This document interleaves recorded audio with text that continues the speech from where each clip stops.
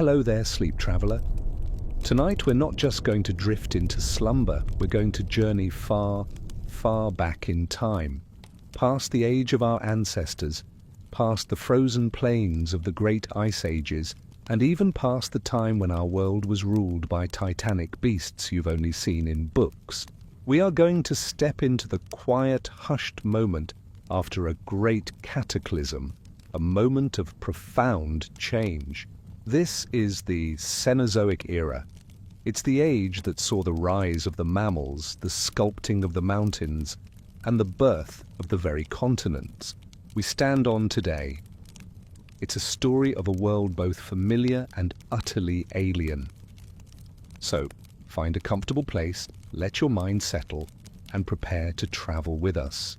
Because tonight, the Earth itself is waiting to tell you its most recent and incredible story. And you don't need to stay awake to hear it. The dinosaurs were gone.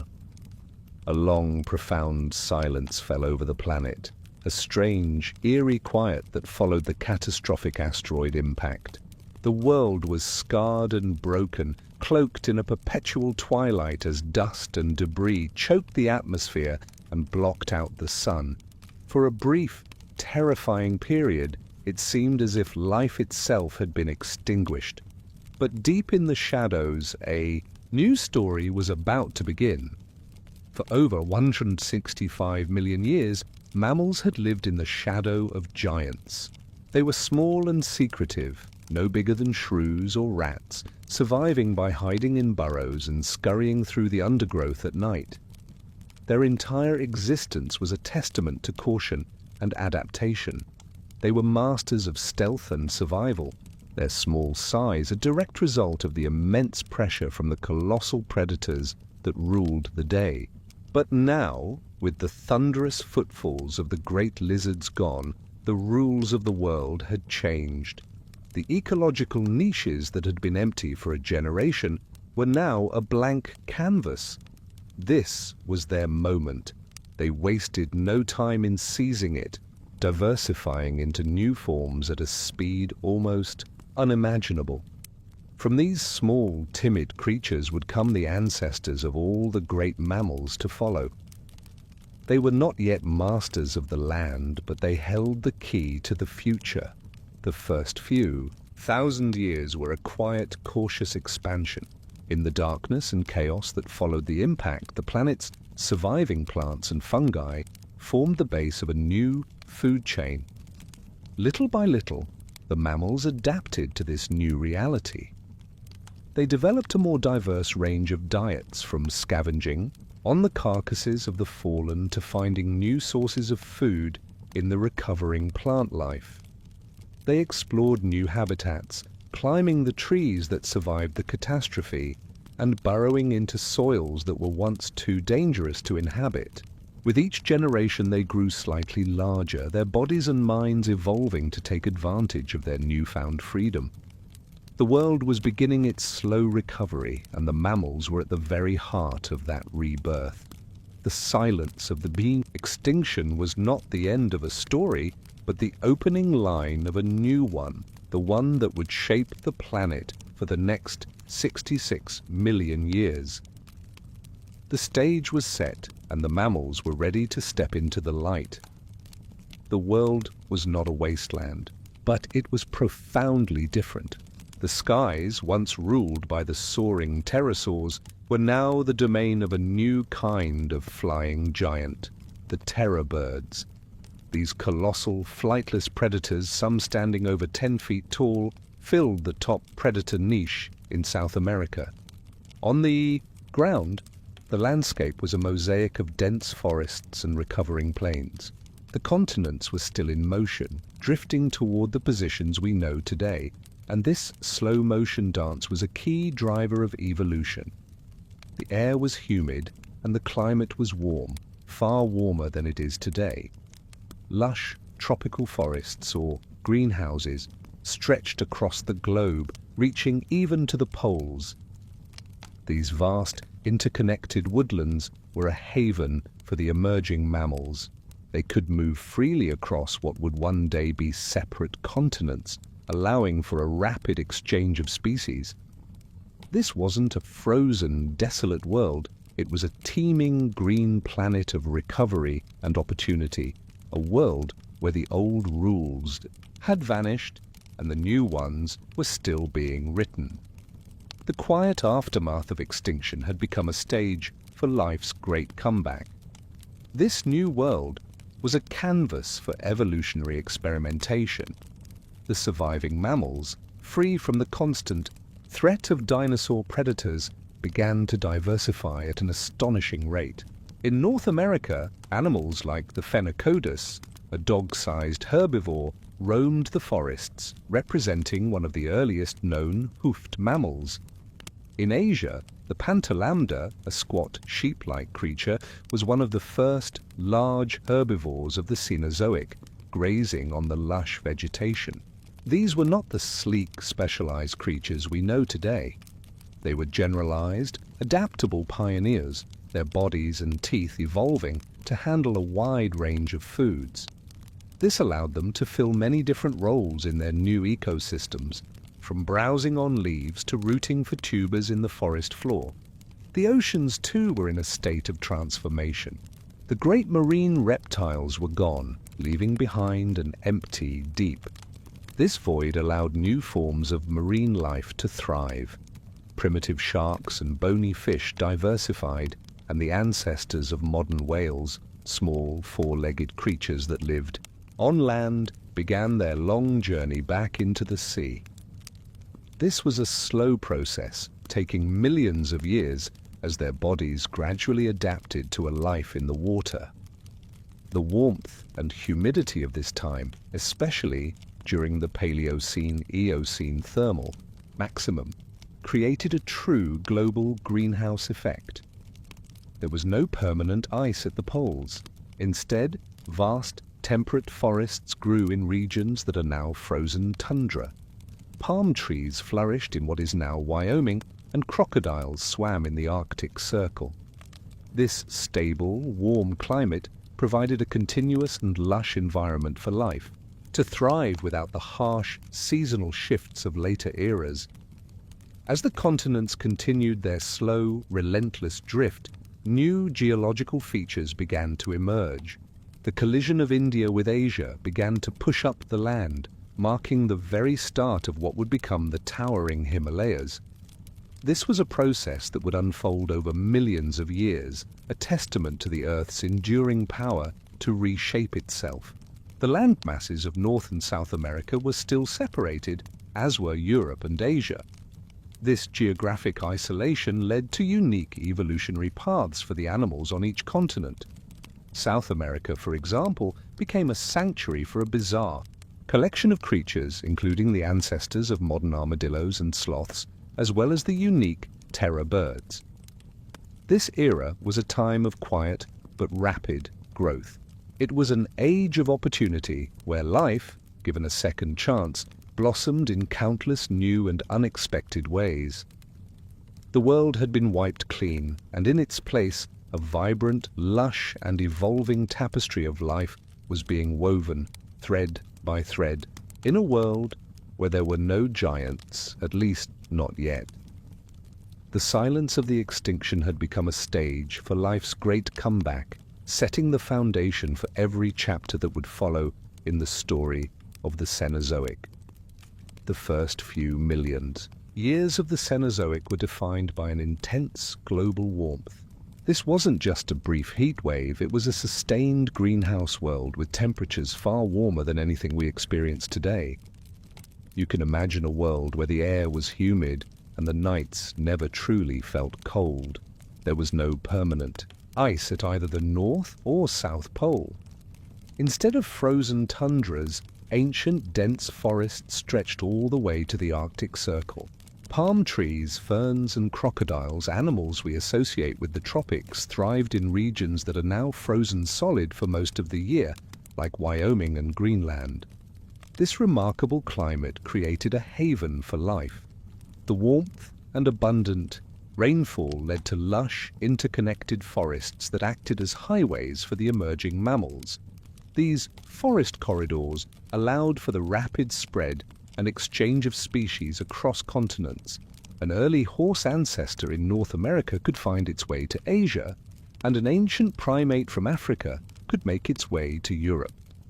This easy migration helped to fuel the incredible evolutionary diversity we see in the Paleocene and Eocene epochs, as different species mingled, competed, and adapted to new environments. However, this stability was occasionally punctuated by dramatic events, most notably the Paleocene-Eocene thermal maximum, PETM. This was a massive, rapid spike in global temperatures that occurred about 56 million years ago. While the exact cause is still debated, it was likely triggered by a huge release of greenhouse gases, possibly from volcanic activity or methane hydrates on the seafloor. The result was a world that briefly became even hotter, which caused the extinction of some deep-sea species but also pushed the evolution of land animals into overdrive. Mammals that were previously small and stocky adapted to become lighter and more agile, spreading into newly opened territories.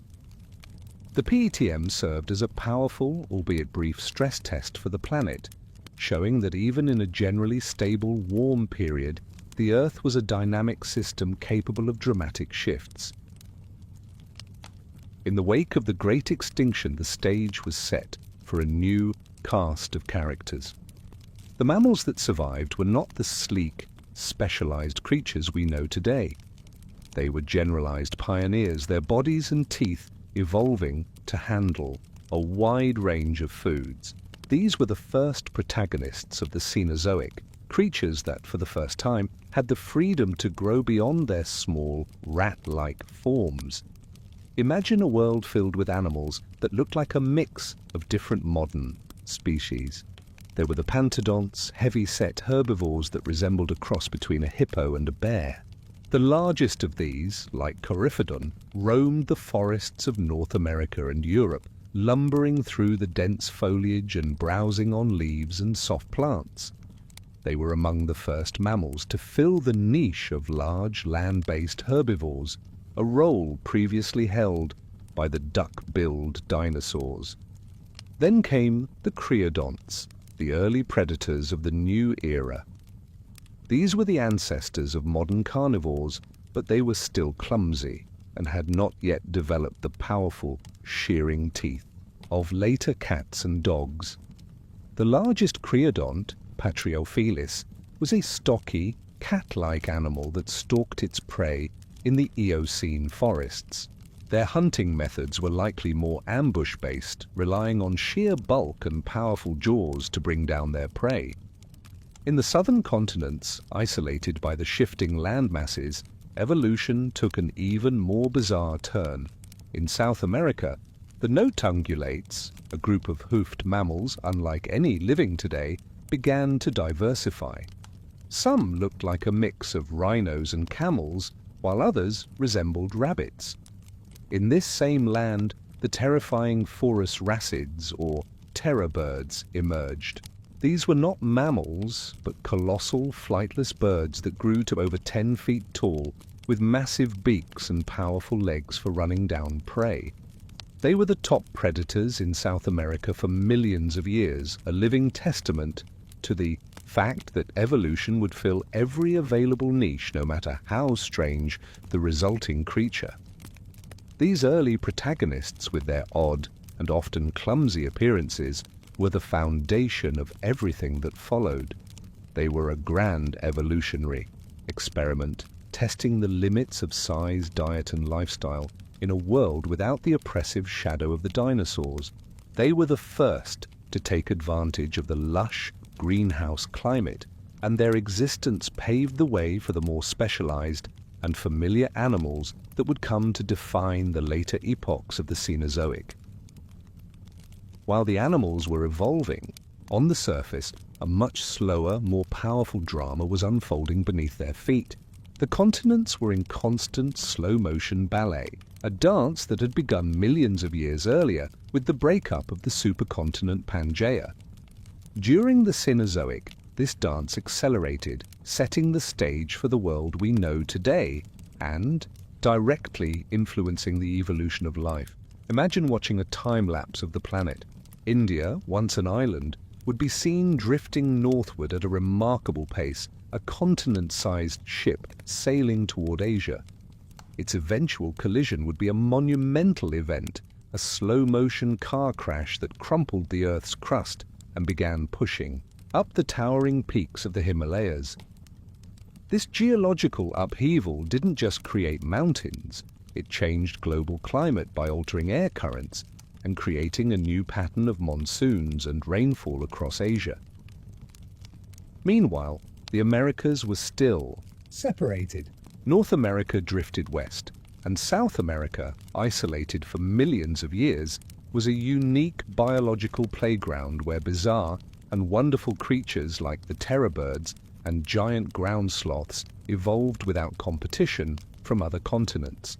The eventual formation of the Isthmus of Panama, a land bridge connecting the two continents, would be a critical event later in the Cenozoic, leading to a massive exchange of species known as the Great American Interchange. In the southern hemisphere, a crucial shift was taking place.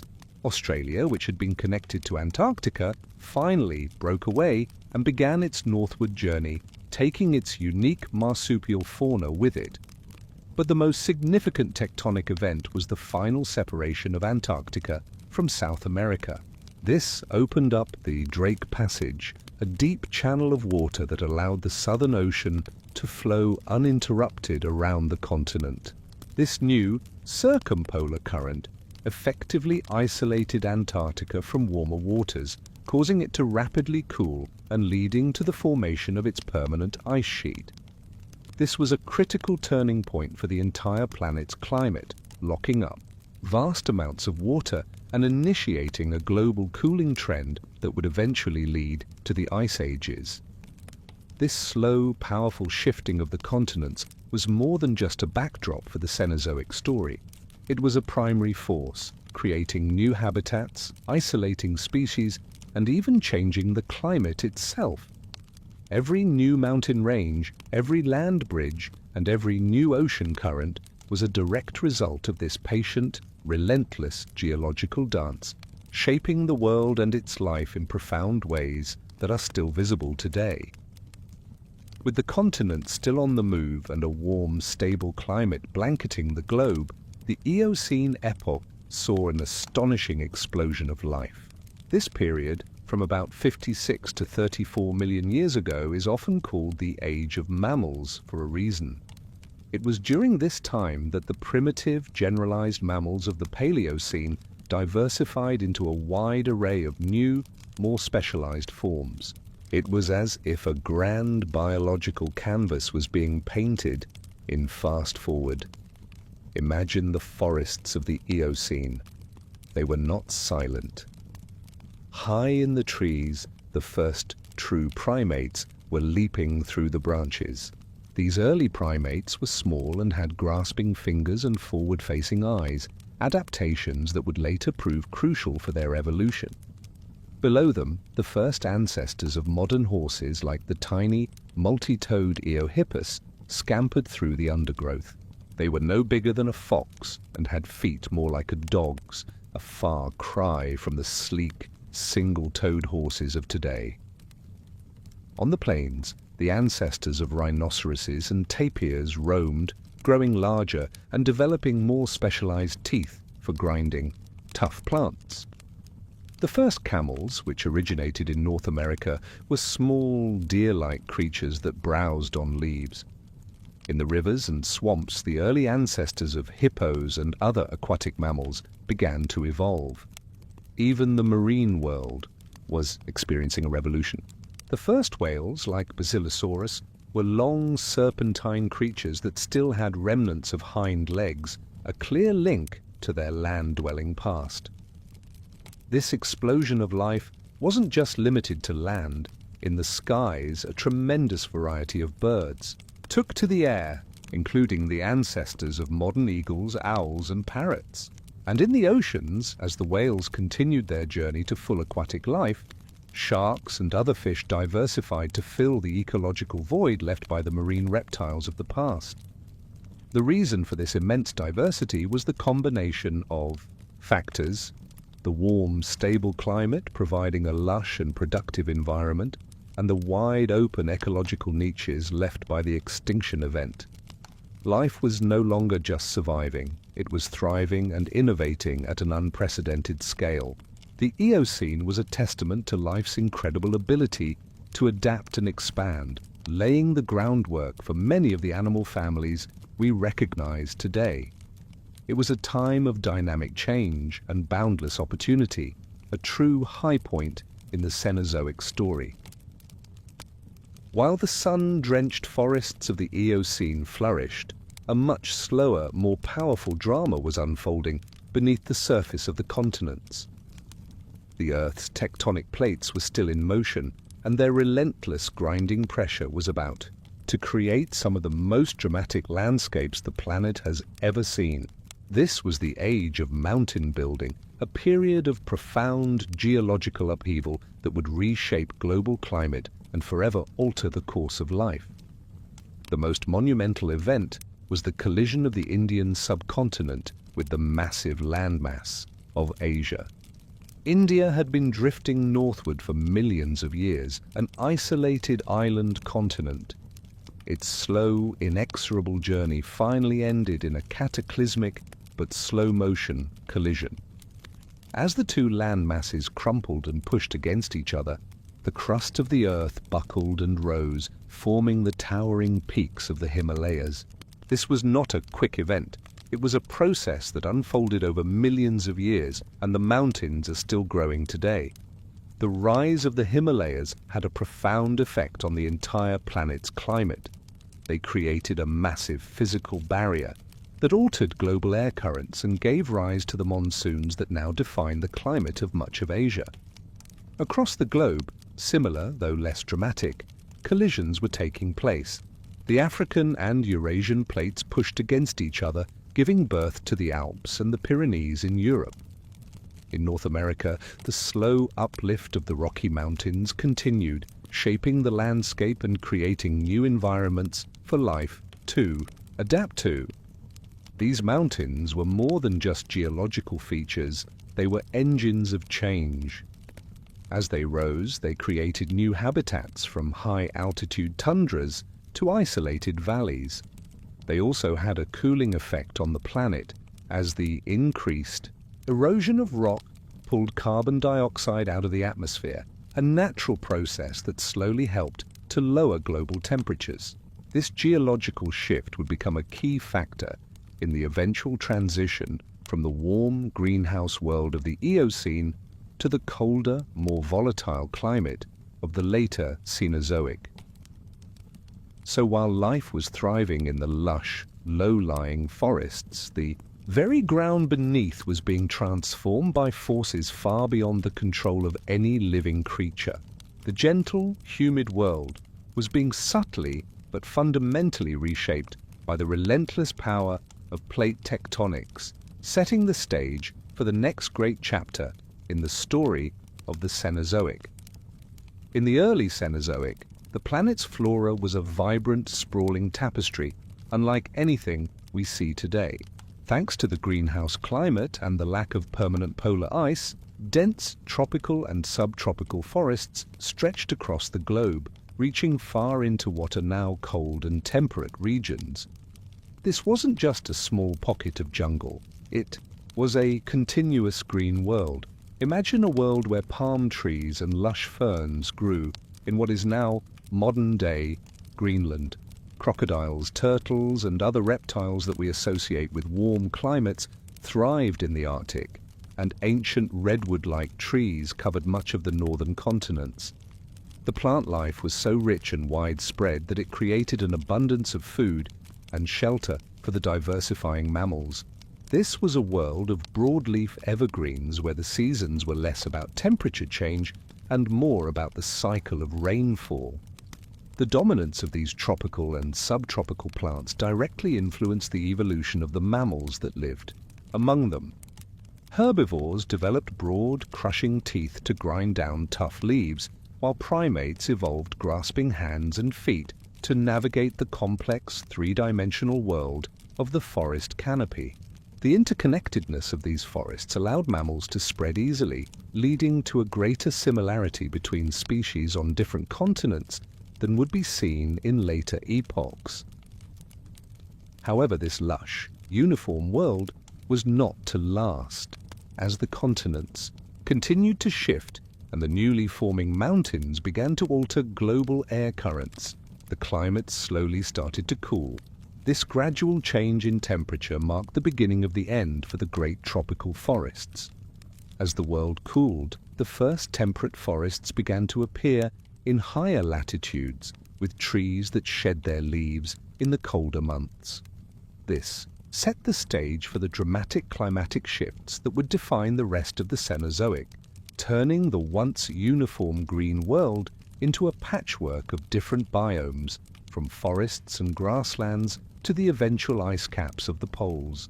The flora of the early Cenozoic was a magnificent temporary chapter, a green testament to a world that was lush, warm, and ready for life to flourish.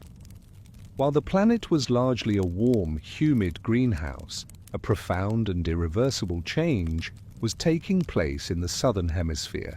The supercontinent of Gondwana had long ago begun to break apart, but during the early Cenozoic, the final, crucial separation occurred. The landmass of Antarctica, once a lush, forested continent connected to both Australia and South America, finally drifted into its own isolated position at the South Pole.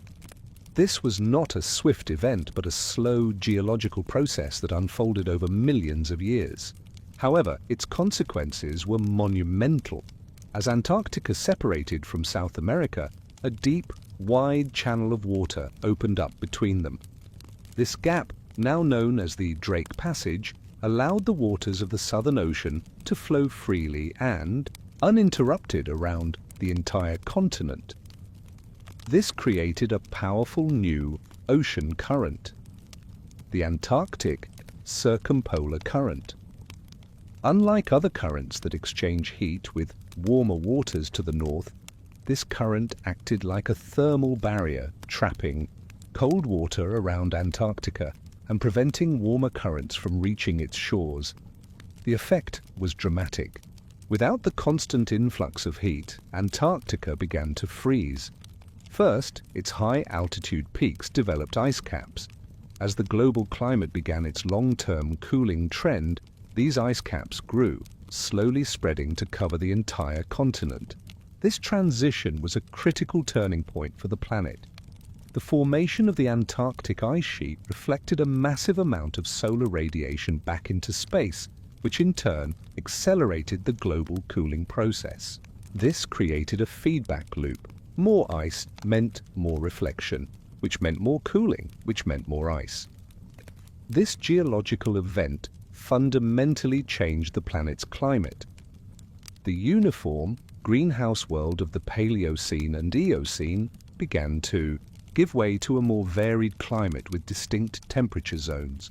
The formation of permanent ice at one of the poles lowered global sea levels, created new ocean currents, and ultimately set the stage for the dramatic cycles of glaciations that would define the later parts of the Cenozoic.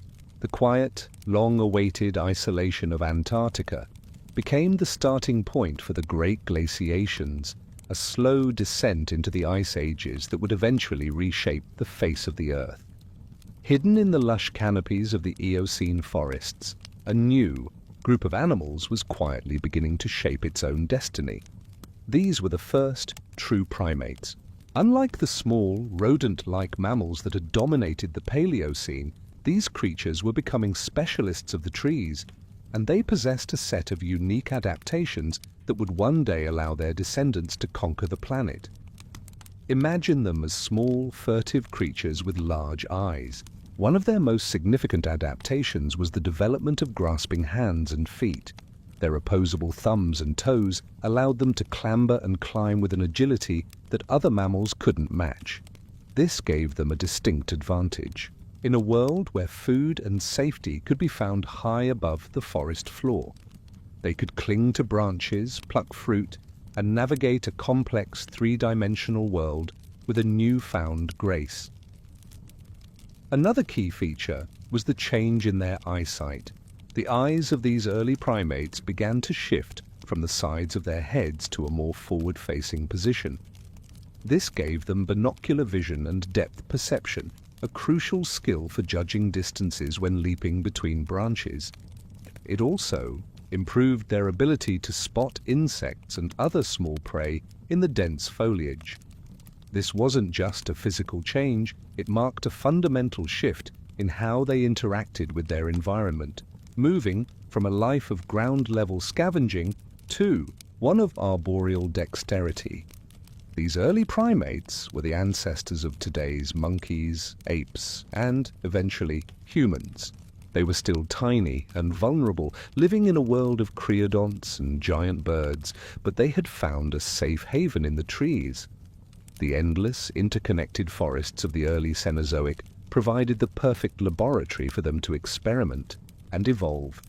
They spread across the land masses of the northern hemisphere, from North America to Eurasia, giving rise to diverse branches of the primate family tree. This chapter in the Cenozoic story is a quiet but monumental one. While the large mammals were growing and lumbering across the plains, these small, agile creatures were honing the skills that would, millions of years later, lead to a level of intelligence and a form of social organization that would change the world forever.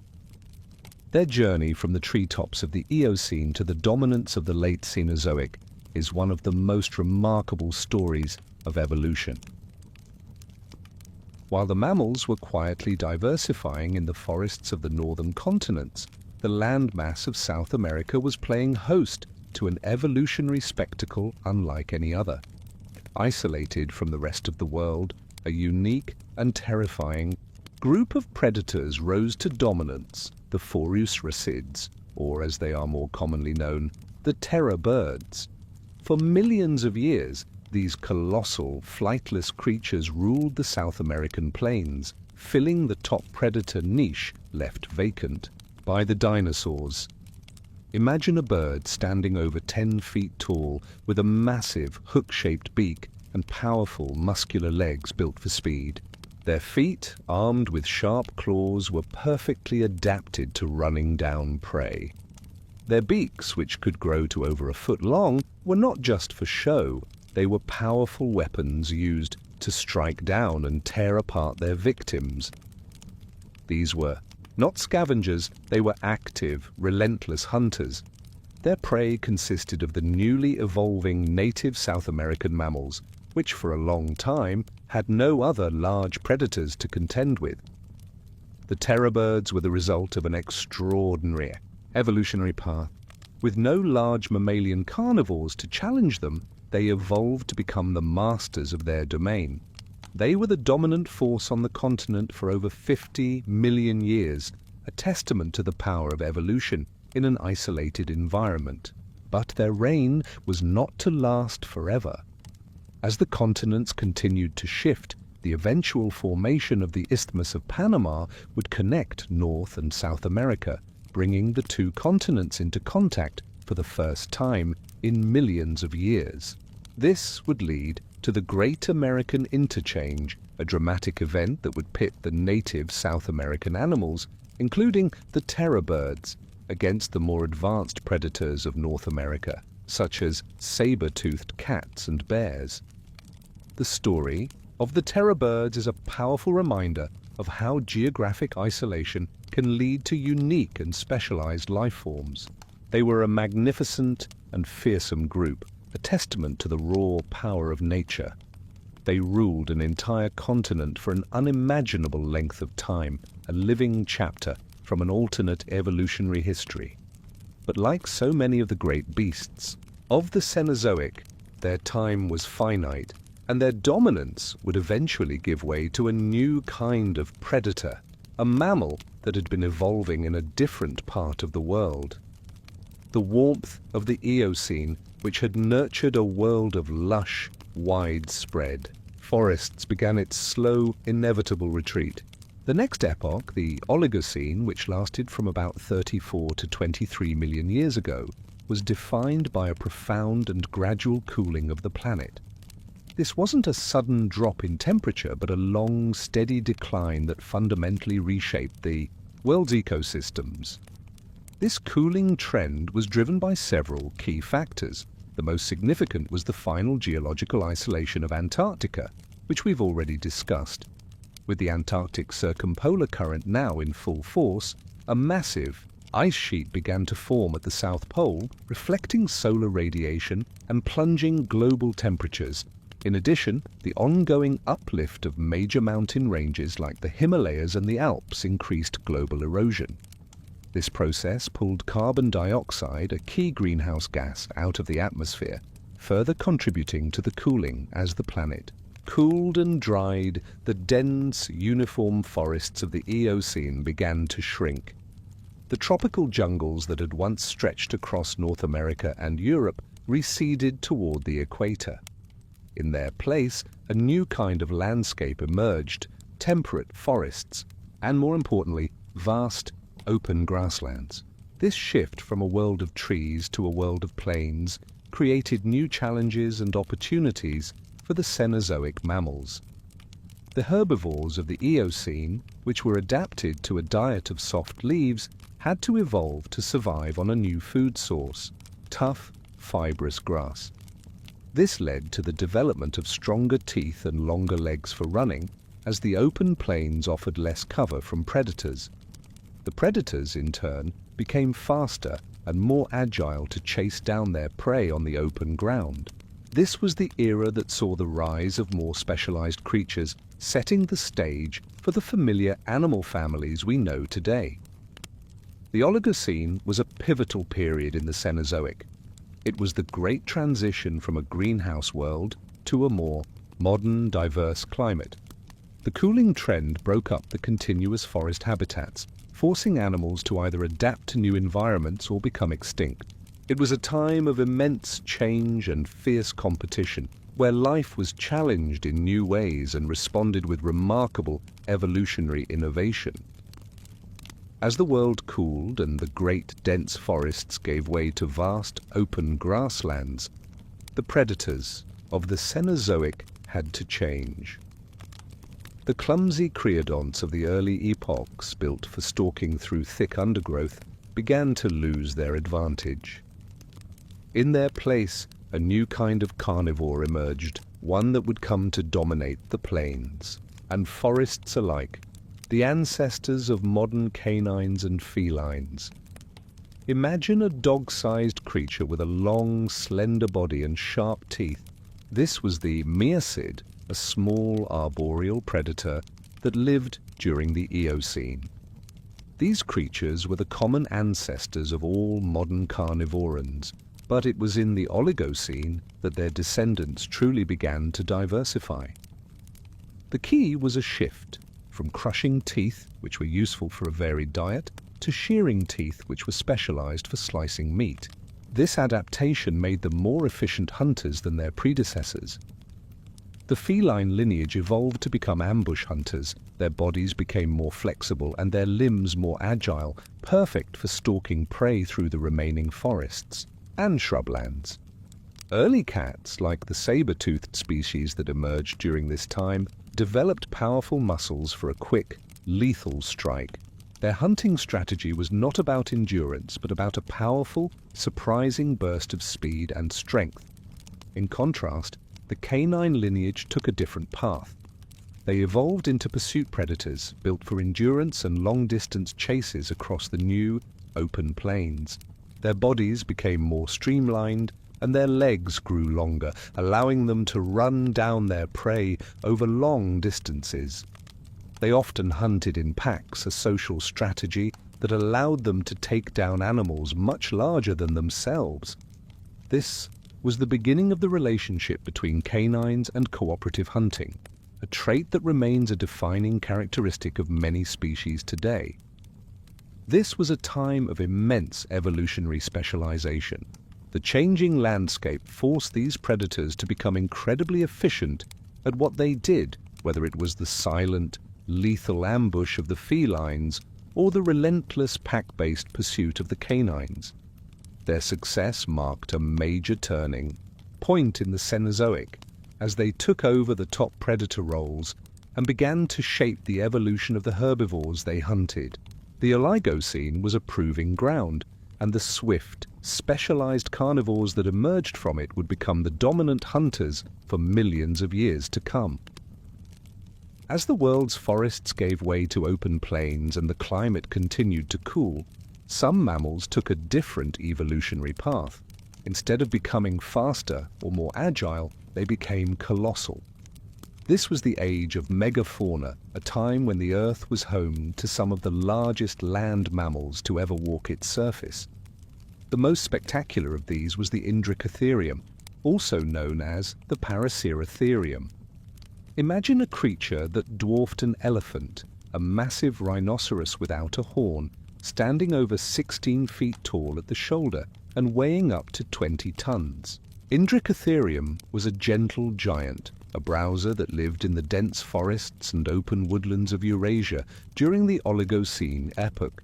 Its long neck and high-reaching head allowed it to feed on leaves from tall trees, much like a giraffe, a testament to how different life had become from the low-lying creatures of the early Cenozoic. Its sheer size was its primary defense against the smaller, more agile predators that were beginning to emerge. But the Indricotherium was not alone. Across the continents, other giants were also evolving. In North America, the Uintatherium was a large, rhinoceros-like creature with 6 bony knobs on its head, resembling horns and saber-like fangs. It was one of the early large herbivores lumbering through the Eocene landscape. Meanwhile, the ancestors of modern elephants and mastodons were also beginning to diversify, their trunks and tusks evolving to help them forage for food and defend themselves. These giants were a response to the changing environment. As the world became drier and more seasonal, the need to travel long distances for food became more common. Being large had its advantages. It allowed these animals to store immense amounts of energy and to tolerate a wider range of temperatures. Their existence proves that the Cenozoic was not a single, linear progression towards smaller, more specialized animals. It was a time of grand experimentation where evolution tested every possible strategy for survival, from the nimble speed of the early canines to the immense, slow power of the giants. The story of these colossal creatures is a reminder of a time when the Earth felt even wilder and more immense. While many of them would eventually become extinct as the climate continued to shift, their brief, magnificent reign left an indelible mark on the Cenozoic story, paving the way for the great herds that would come to dominate the plains in the later epochs. The global cooling trend of the Oligocene marked a turning point for the planet's ecosystems.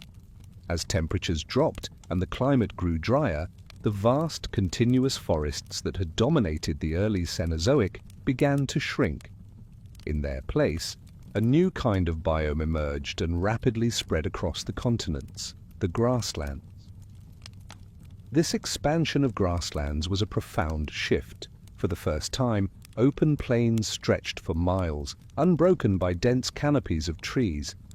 This new environment fundamentally changed the rules of survival.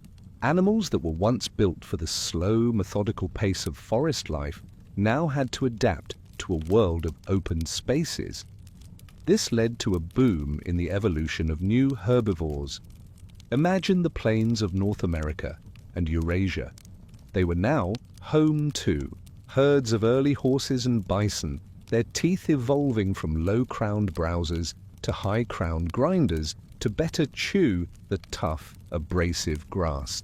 Their legs became longer and more slender, and they developed more rigid, hoof-like feet, all for the purpose of running faster and farther to escape predators. The predators, in turn, had to become faster to keep up. the open plains offered no place to hide, so the chase became the primary method of hunting. The ancestors of modern canines and big cats began their relentless pursuit of speed and agility, their bodies becoming more streamlined and their senses more acute. This was the dawn of a classic evolutionary race, the hunter and the hunted, locked in a never-ending cycle of adaptation on the open plains. The grasslands also had a significant impact on global climate.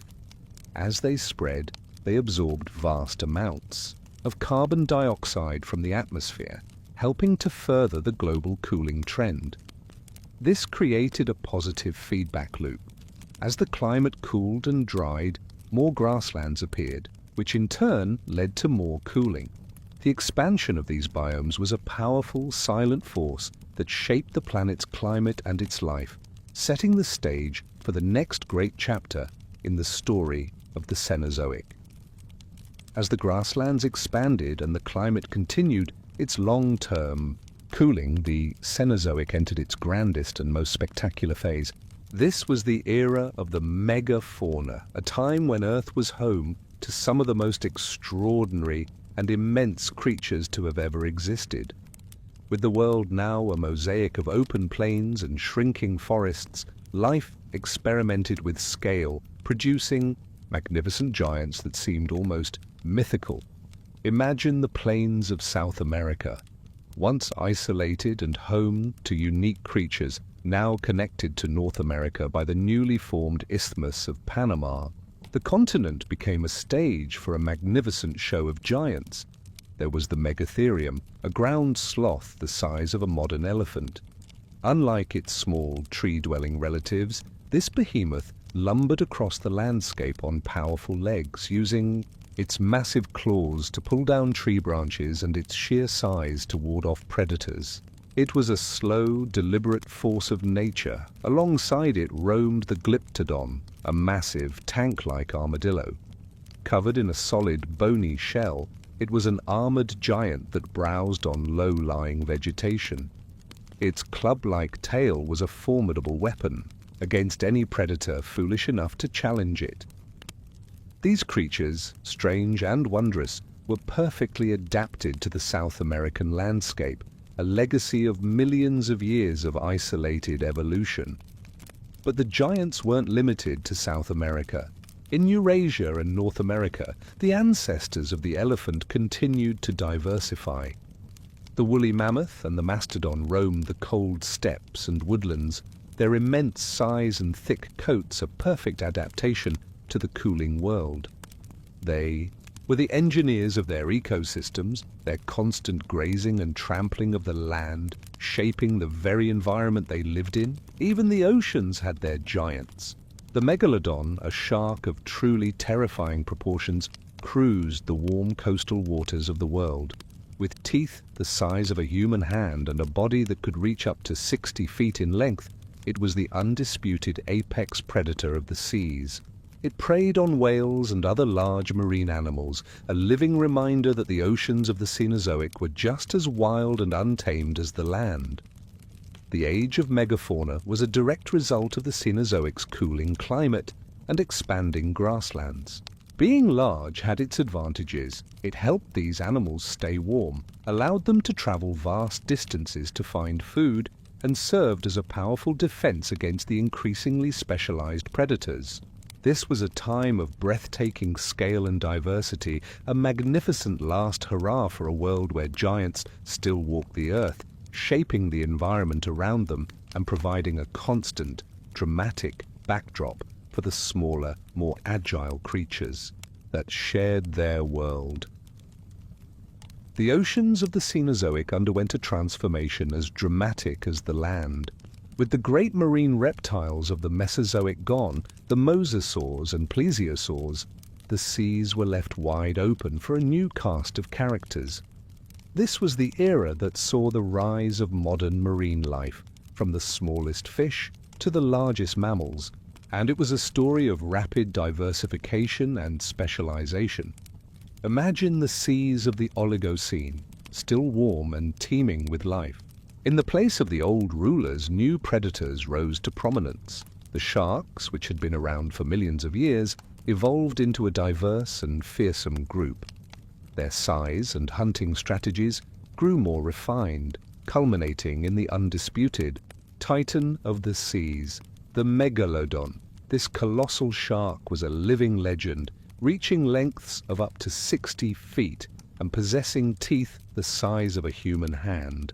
It was the apex predator of its time, preying on whales and other large marine mammals, a constant reminder of the raw power that had returned to the oceans. But the most remarkable story was that of the whales. Their journey back to the sea was one of the most incredible evolutionary tales of the Cenozoic.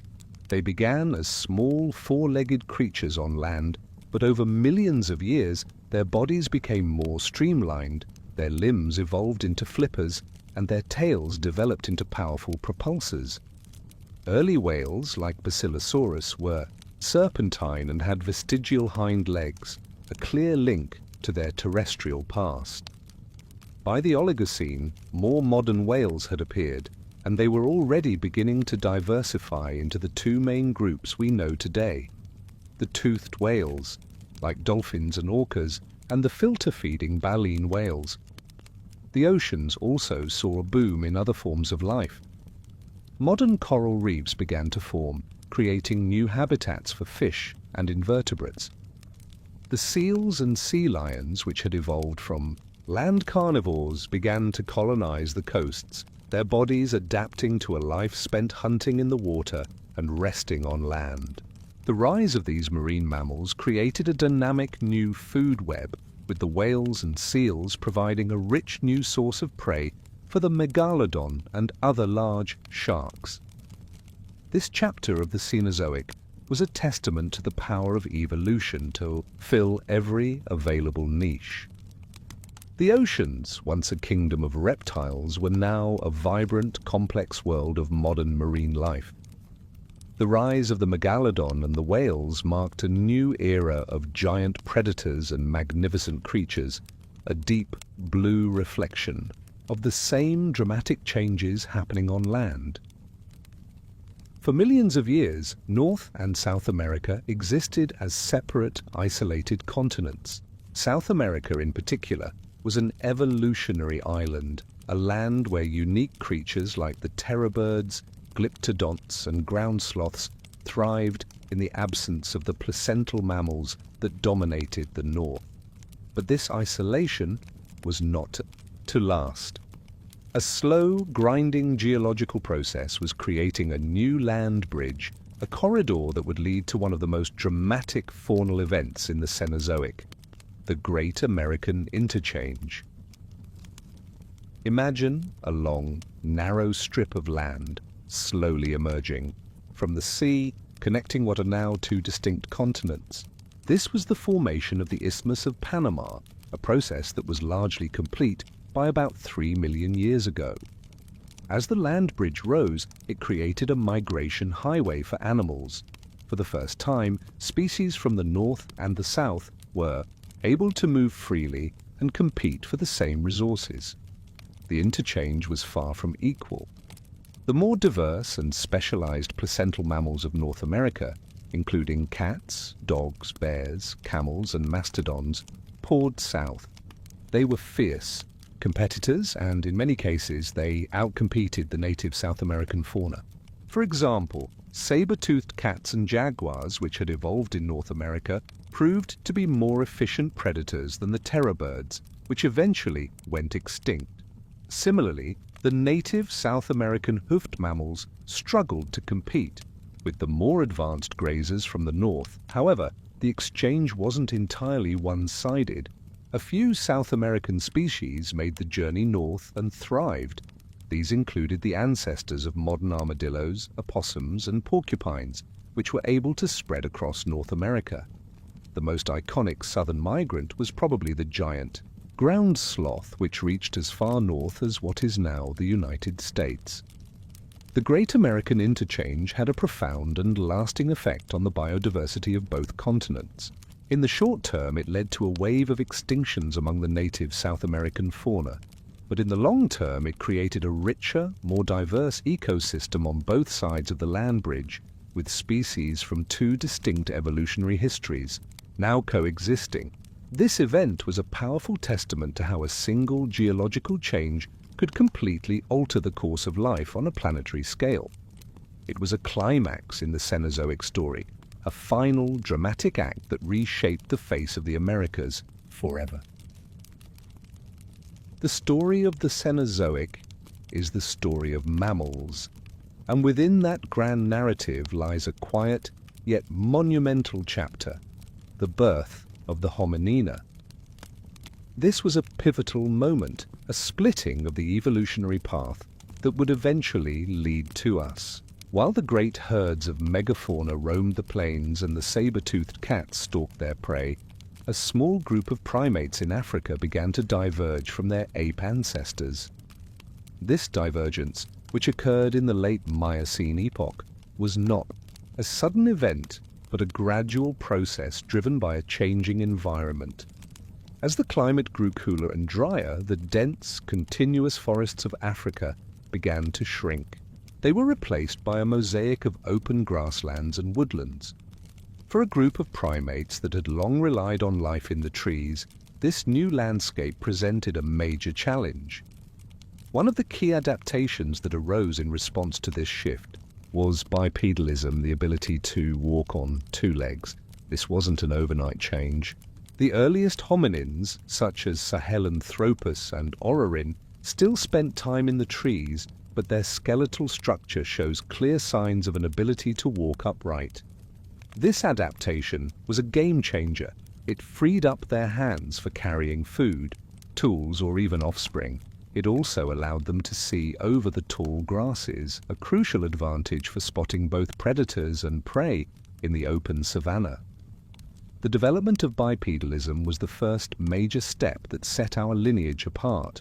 It was followed by a series of other evolutionary changes, including the development of a larger brain, a more specialized diet, and eventually the use of tools. But it all began in the quiet woodlands of Africa, where a group of small, unassuming primates faced a changing world and adapted in a way that would ultimately lead to the most dominant species on the planet. The birth of the hominina was not a spectacular event like a volcanic eruption or a continental collision, but its long-term impact would prove to be the most significant of the entire Cenozoic. While the rest of the world was experiencing a gradual cooling, Antarctica was undergoing a much more dramatic and permanent transformation. This was the final step in its long journey of isolation, a geological event that would lock the continent in ice and forever change the Earth's climate. For millions of years, Antarctica had been connected to other landmasses, but in the late Eocene and early Oligocene epochs, it finally drifted into its solitary position over the South Pole. This isolation was the key. Imagine the planet's oceans as a global circulatory system. Previously, warm currents from the north had been able to reach Antarctica, keeping its climate temperate and allowing for the growth of lush, ancient forests. But the final separation from South America opened a deep, wide channel of water between the two continents known as the Drake Passage. This allowed the Southern Ocean to flow freely and unimpeded around Antarctica. This created a powerful new current, the Antarctic Circumpolar Current. It acted like a thermal barrier, a great oceanic river that trapped cold water around the continent and prevented warmer water from penetrating it. Cut off from heat, Antarctica's climate plummeted. The lush forests and diverse plant life that had once thrived there died off, and the continent began its slow, inexorable freeze.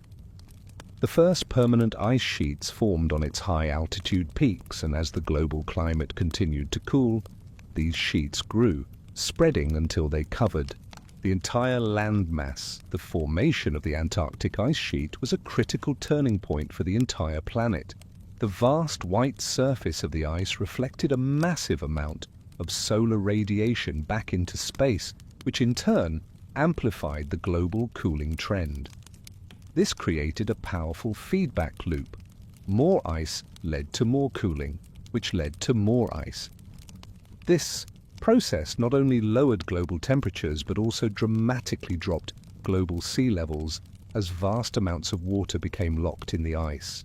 This geological event fundamentally changed the planet's climate, setting the stage for the dramatic cycles of glaciations that would define the later parts of the Cenozoic. The quiet, long-awaited isolation of Antarctica became the starting point for the great ice ages, a slow descent into the frozen world that would eventually reshape the face of the Earth. As the Earth's climate cooled and dried, a new landscape began to replace the vast, dense forests of the early Cenozoic. This was the savanna, a sprawling grassland ecosystem dotted with scattered trees and shrubs. This dramatic shift was particularly pronounced in Africa, a continent that had once been largely covered in jungle. The savanna's expansion was a pivotal moment in the Cenozoic, forcing life to adapt in new and profound ways. Imagine the dense green world slowly giving way to golden plains stretching to the horizon. This new environment was open and exposed, offering little in the way of hiding places. This meant that animals had to evolve to survive. For herbivores, the new food source was grass, which is tough, fibrous, and full of abrasive silica. This led to the evolution of new teeth known as high-crowned teeth, which were taller and more durable, designed to withstand the constant wear and tear of chewing grass. We see this in the ancestors of modern horses, bison, and antelope, which began to diversify rapidly during this time, but the most significant impact of the savanna's rise was on the hominins. Our early ancestors, who had been adapted to a life in the trees, now found themselves on the ground more often. This pressure to survive in an open environment is believed to be the primary driver behind the evolution of bipedalism, the ability to walk on two legs. Walking upright allowed them to see over the tall grasses to spot both predators and prey. It also freed their hands, enabling them to carry food, tools, or their young over long distances. This was a crucial adaptation that set our lineage on a unique evolutionary path. The savanna also changed predator-prey dynamics. Unlike a forest where a hunter could ambush its prey from behind a tree, the open plains required a different strategy. Predators, like the ancestors of modern felines and canines, had to become faster and more agile, evolving for a life of pursuit and speed. The hunter and the hunted were now engaged in an arms race on a massive open stage, with every evolutionary step by one side forcing an adaptation by the other. The rise of the savanna was a testament to the power of environmental change to drive evolution. This new landscape was a challenge, but it also offered new opportunities. It was a catalyst for some of the most important adaptations in the Cenozoic, shaping the evolution of everything from grassland grazers to the very lineage that would one day come to dominate the planet. As the Earth's climate cooled and dried, a new landscape began to replace the vast, dense forests of the early Cenozoic. This was the savanna, a sprawling grassland ecosystem dotted with scattered trees and shrubs. This dramatic shift was particularly pronounced in Africa, a continent that had once been largely covered in jungle. The savanna's expansion was a pivotal moment in the Cenozoic, forcing life to adapt in new and profound ways. Imagine the dense green world slowly giving way to golden plains stretching to the horizon. This new environment was open and exposed, offering little in the way of hiding places. This meant that animals had to evolve to survive. For herbivores, the new food source was grass, which is tough, fibrous, and full of abrasive silica. This led to the evolution of new teeth known as high-crowned teeth, which were taller and more durable, designed to withstand the constant wear and tear of chewing grass. We see this in the ancestors of modern horses, bison, and antelope, which began to diversify rapidly during this time, but the most significant impact of the savanna's rise was on the hominins. Our early ancestors, who had been adapted to a life in the trees, now found themselves on the ground more often.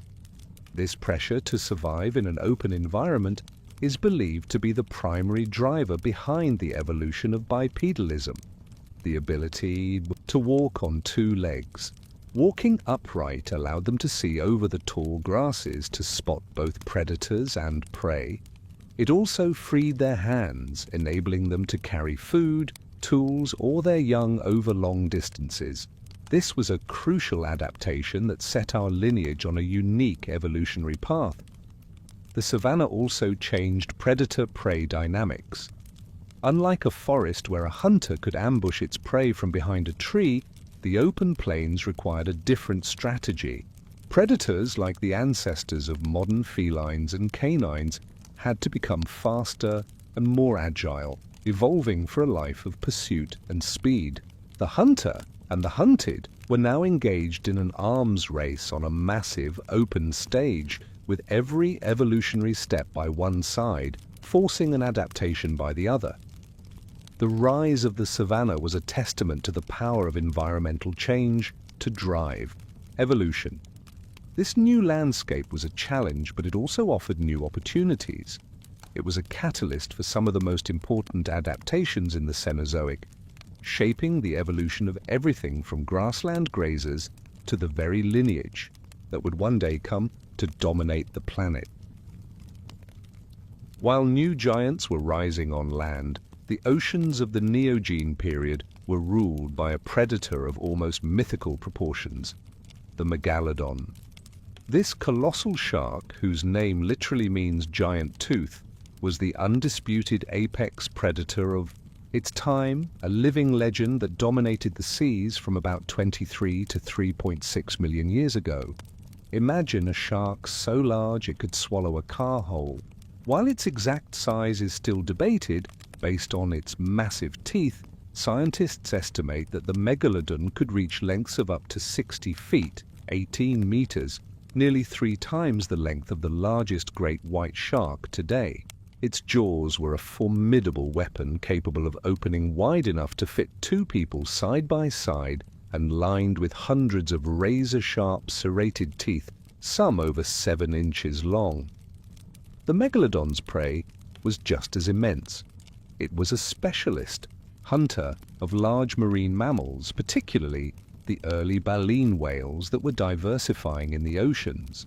Fossil evidence, including massive bite marks on whale bones, shows that the megalodon was a powerful and lethal predator, often targeting the flippers and tails of its victims to immobilize them before delivering a fatal blow.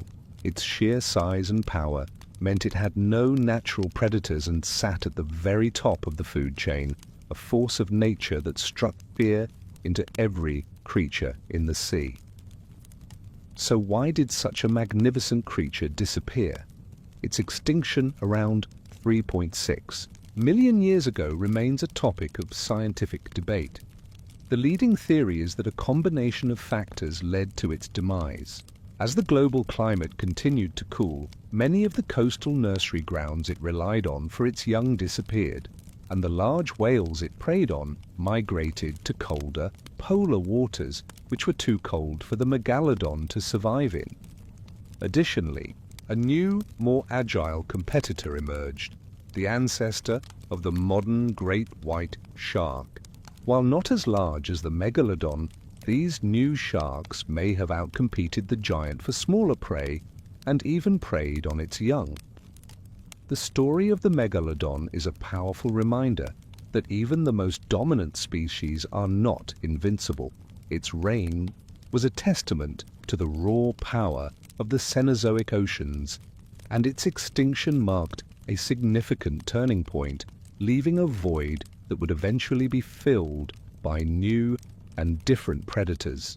The great shark may be gone, but its legend lives on in its massive fossilized teeth, which serve as silent witnesses to a time when giants truly ruled the seas. As the continents drifted into their modern positions, Australia remained a world apart. For millions of years, this isolated landmass was a unique evolutionary laboratory, a sanctuary where marsupials ruled supreme. While the rest of the world was home to placental mammals, Australia's fauna took a different and equally spectacular path, giving rise to its own cast of incredible giants. Imagine a creature that looked like a colossal wombat, the size of a rhinoceros and weighing up to 3 tons. This was the Diprotodon, the largest marsupial to have ever lived. It was a gentle herbivore that roamed the open woodlands and grasslands of Australia during the Pleistocene, its massive, blunt teeth perfectly adapted for grinding down tough vegetation. It was a true megafauna marvel, a testament to how the marsupial body plan could evolve to fill the same ecological niche as the large placental mammals of other continents. But the Diprotodon was not the only giant. Australia was also home to a unique and fearsome predator, the Thylacoleo carnifex, or marsupial lion. Despite its name, this creature was not related to modern lions. It was a powerfully built predator with a massive bite force, the strongest of any mammal, living or extinct. Its most distinctive feature was a pair of huge, retractable incisors like razor-sharp blades which it used to slice through the flesh of its prey. It was an ambush hunter, perfectly adapted to taking down the large herbivores that shared its world. Other strange and wonderful creatures also inhabited this isolated continent. There were giant, flightless birds like the dromones, which stood nearly 10 feet tall, and massive kangaroos like Procoptodon, which had short faces and hopped on a single toe, reaching heights of over 6 feet.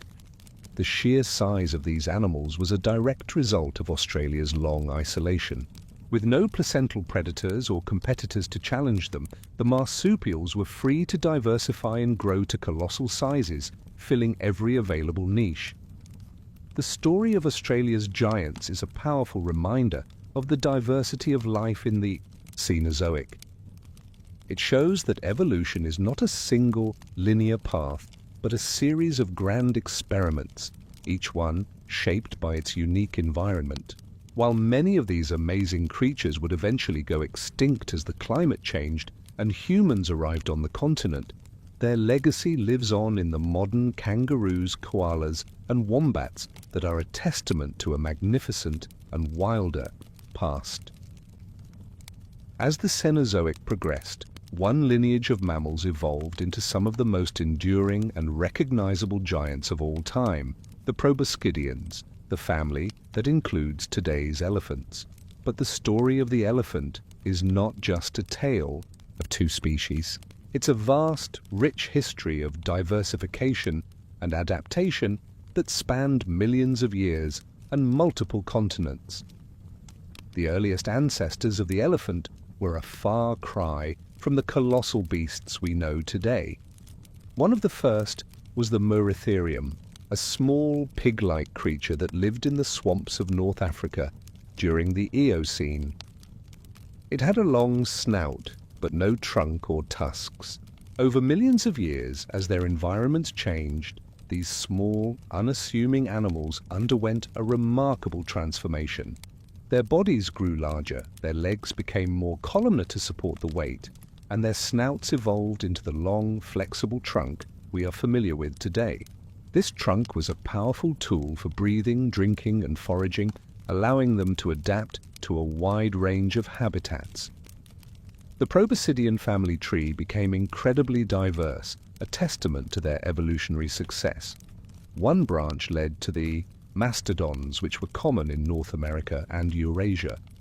They were shorter and stockier than their mammoth relatives, with straight, conical tusks and teeth that were well suited for a diet of leaves and branches from trees and shrubs.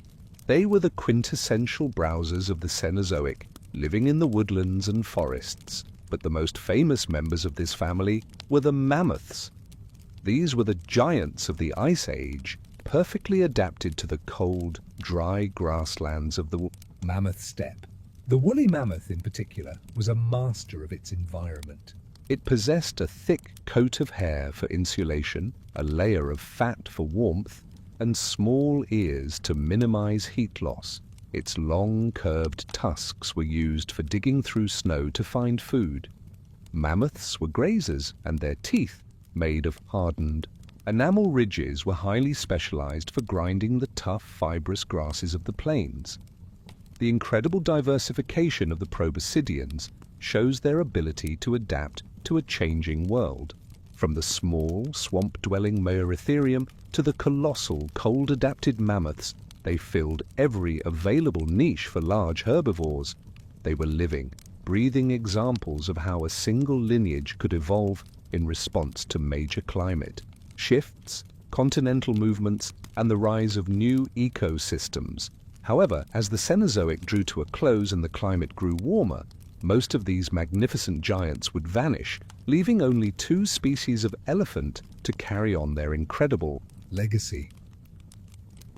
The long, gradual cooling of the Cenozoic reached a tipping point in the Neogene period. The warm, humid greenhouse world that had characterized the early epochs was a distant memory. This was the dawn of a new era, a time when the Earth's climate became more volatile, marked by a rhythmic dance between cold and warmth. It was the prelude to the great ice ages.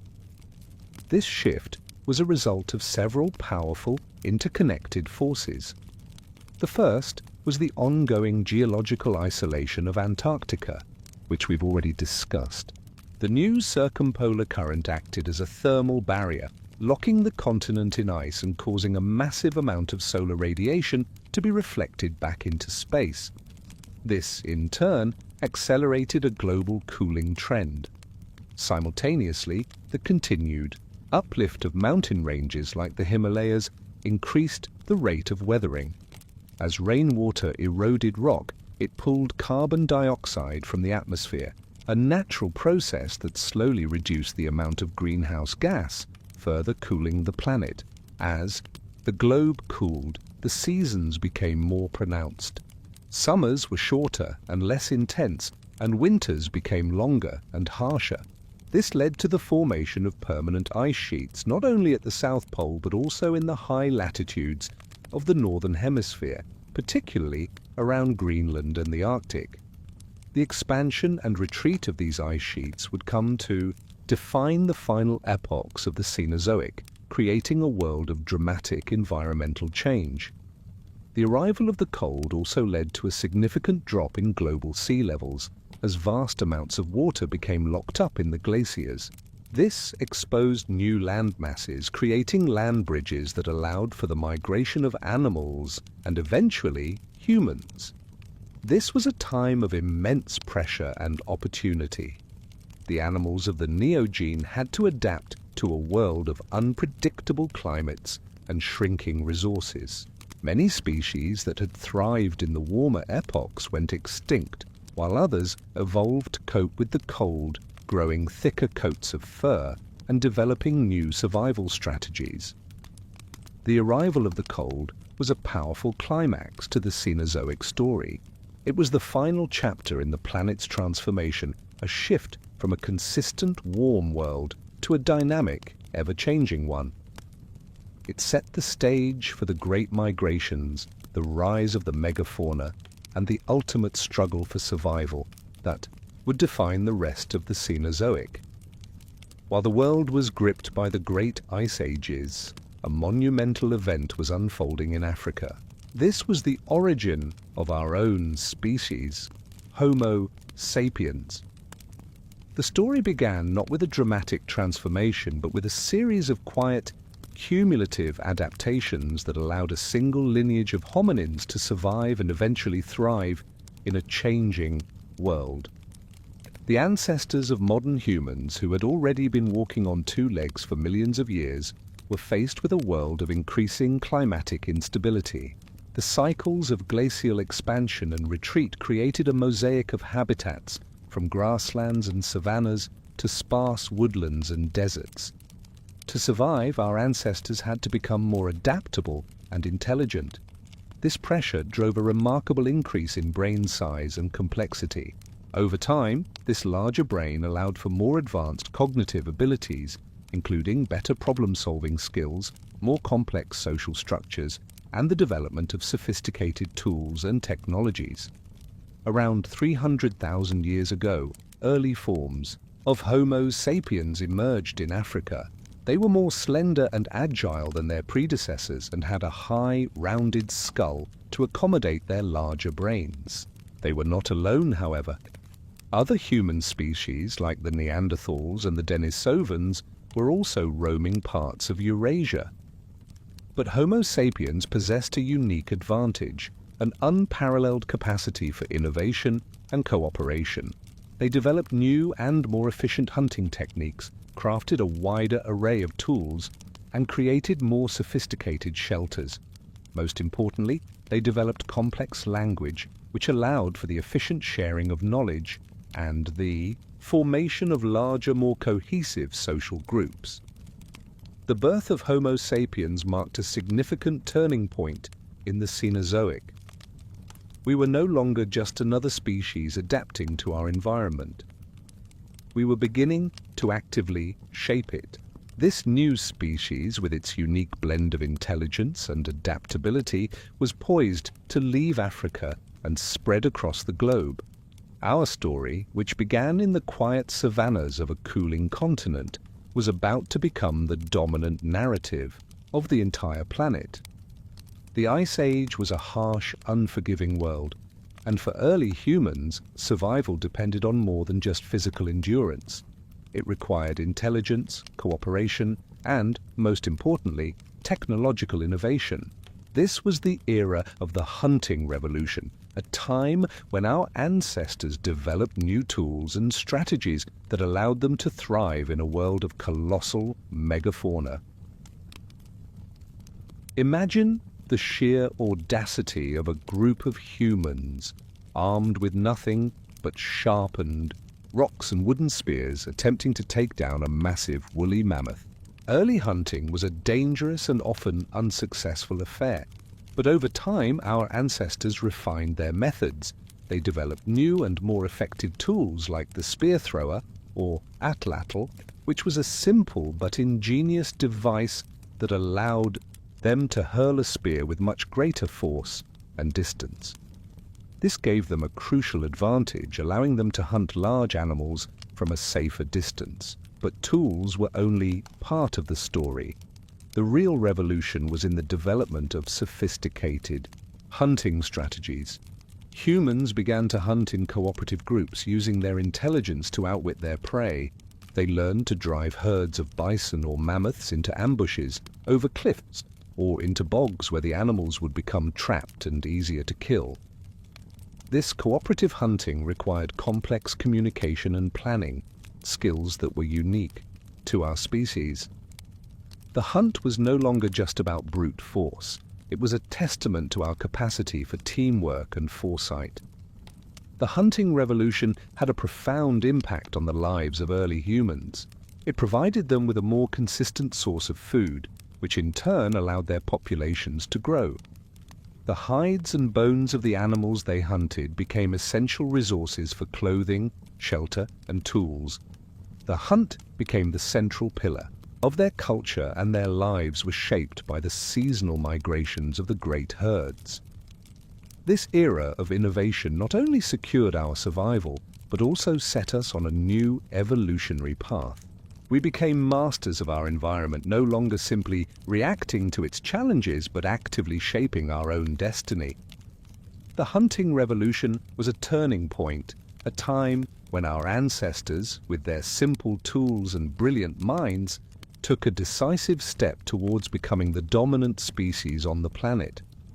As the ice ages waxed and waned, a monumental story of survival and exploration was unfolding. The human species, armed with new tools and a superior capacity for adaptation, began to leave its ancestral home in Africa.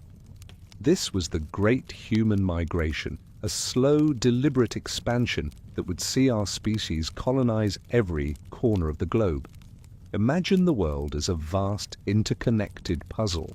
During the glacial periods, when sea levels dropped by as much as 400 feet, land bridges emerged, creating new pathways for our ancestors.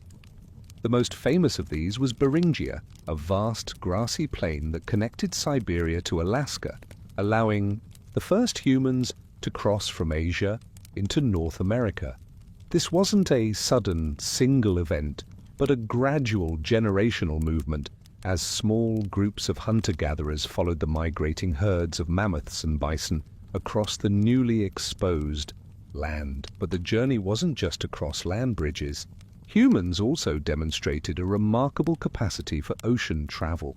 By building simple rafts and boats, they were able to cross open stretches of water, reaching Australia and the islands of Southeast Asia. This was an incredible feat of courage and ingenuity, pushing the boundaries of what was possible for a species that had spent its entire history on land. The migration wasn't just about moving from one place to another, it was about adapting to a breathtaking variety of new environments. As our ancestors spread, they had to learn to live in the frigid cold of the Arctic, the dense heat of tropical jungles, and the arid emptiness of deserts.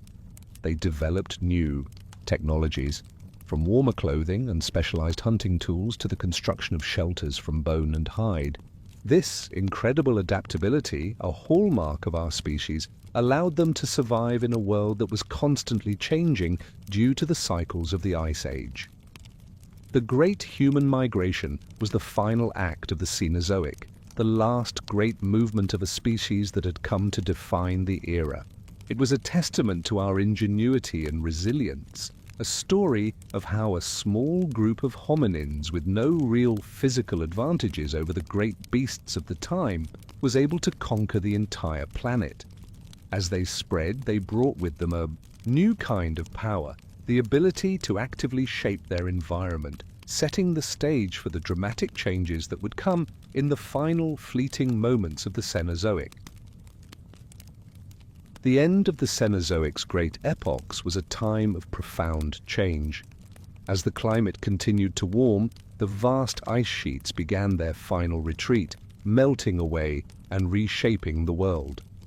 This was a slow, inexorable process that brought with it both new life and a final tragic act of extinction.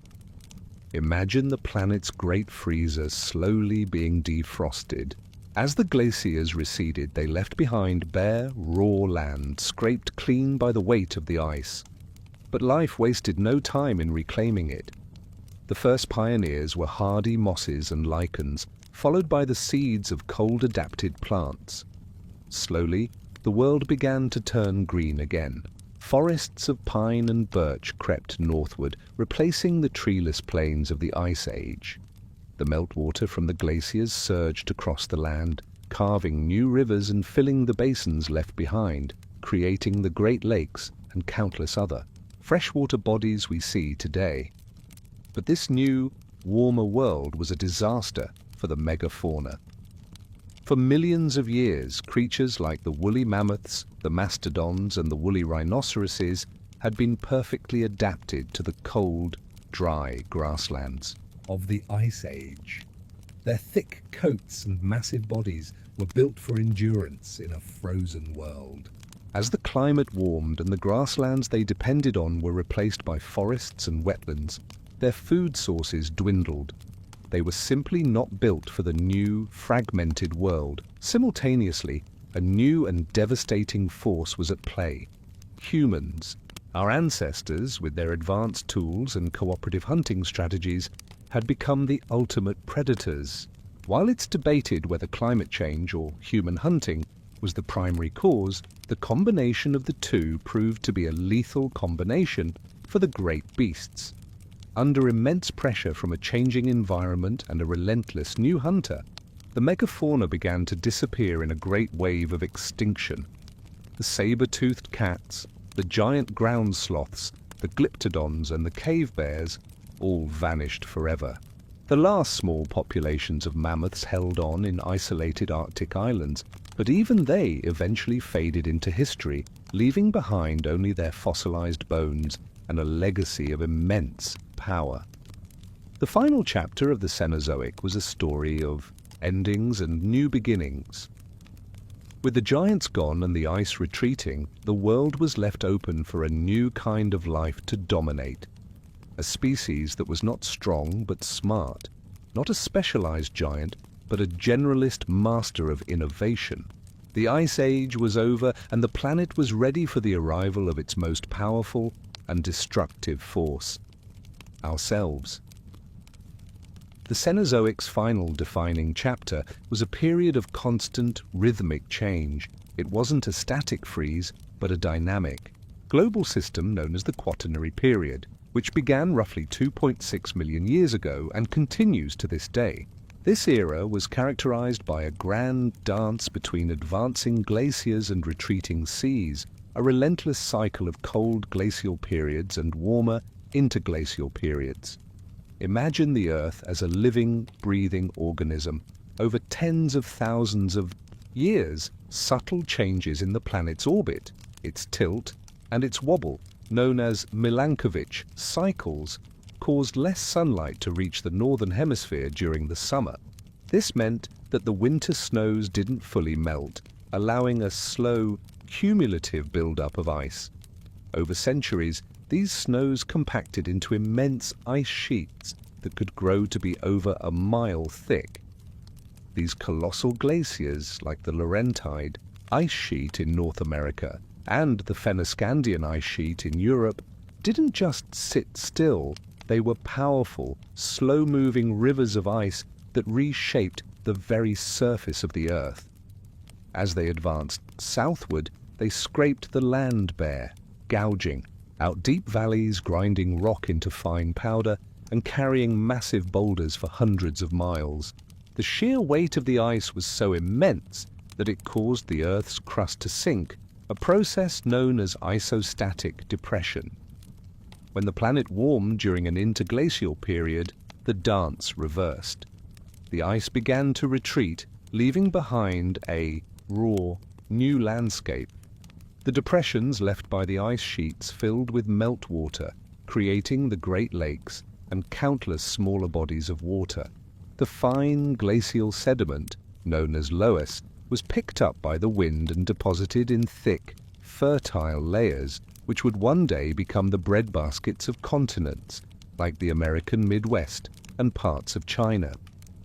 This constant back and forth had a profound impact on life. As the glaciers advanced, species were pushed southward, their habitats shrinking.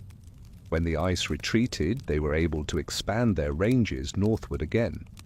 This rhythmic change drove evolution, favoring adaptability and resilience. The dance of ice and land was not just a geological event, it was the engine that shaped the final chapters of the Cenozoic, creating a world of immense change, opportunity, and challenge for all life, including our own species. The immense, rhythmic pulse of the ice ages didn't just reshape continents, it also connected them. As vast amounts of the planet's water became locked up in colossal ice sheets, global sea levels plummeted. This drop, sometimes by as much as 400 feet, exposed vast plains of land that had been hidden beneath the waves for millions of years. These newly exposed lands, known as land bridges, were crucial highways for the great migrations of the Cenozoic, allowing animals and, most importantly, humans, to spread across the globe. Imagine standing on a vast, treeless plain where the Bering Strait now sits. This was Beringia, the most famous of these land bridges, which connected Siberia and Alaska. It wasn't a narrow strip of land, but a massive expanse of cold, dry grassland, hundreds of miles wide.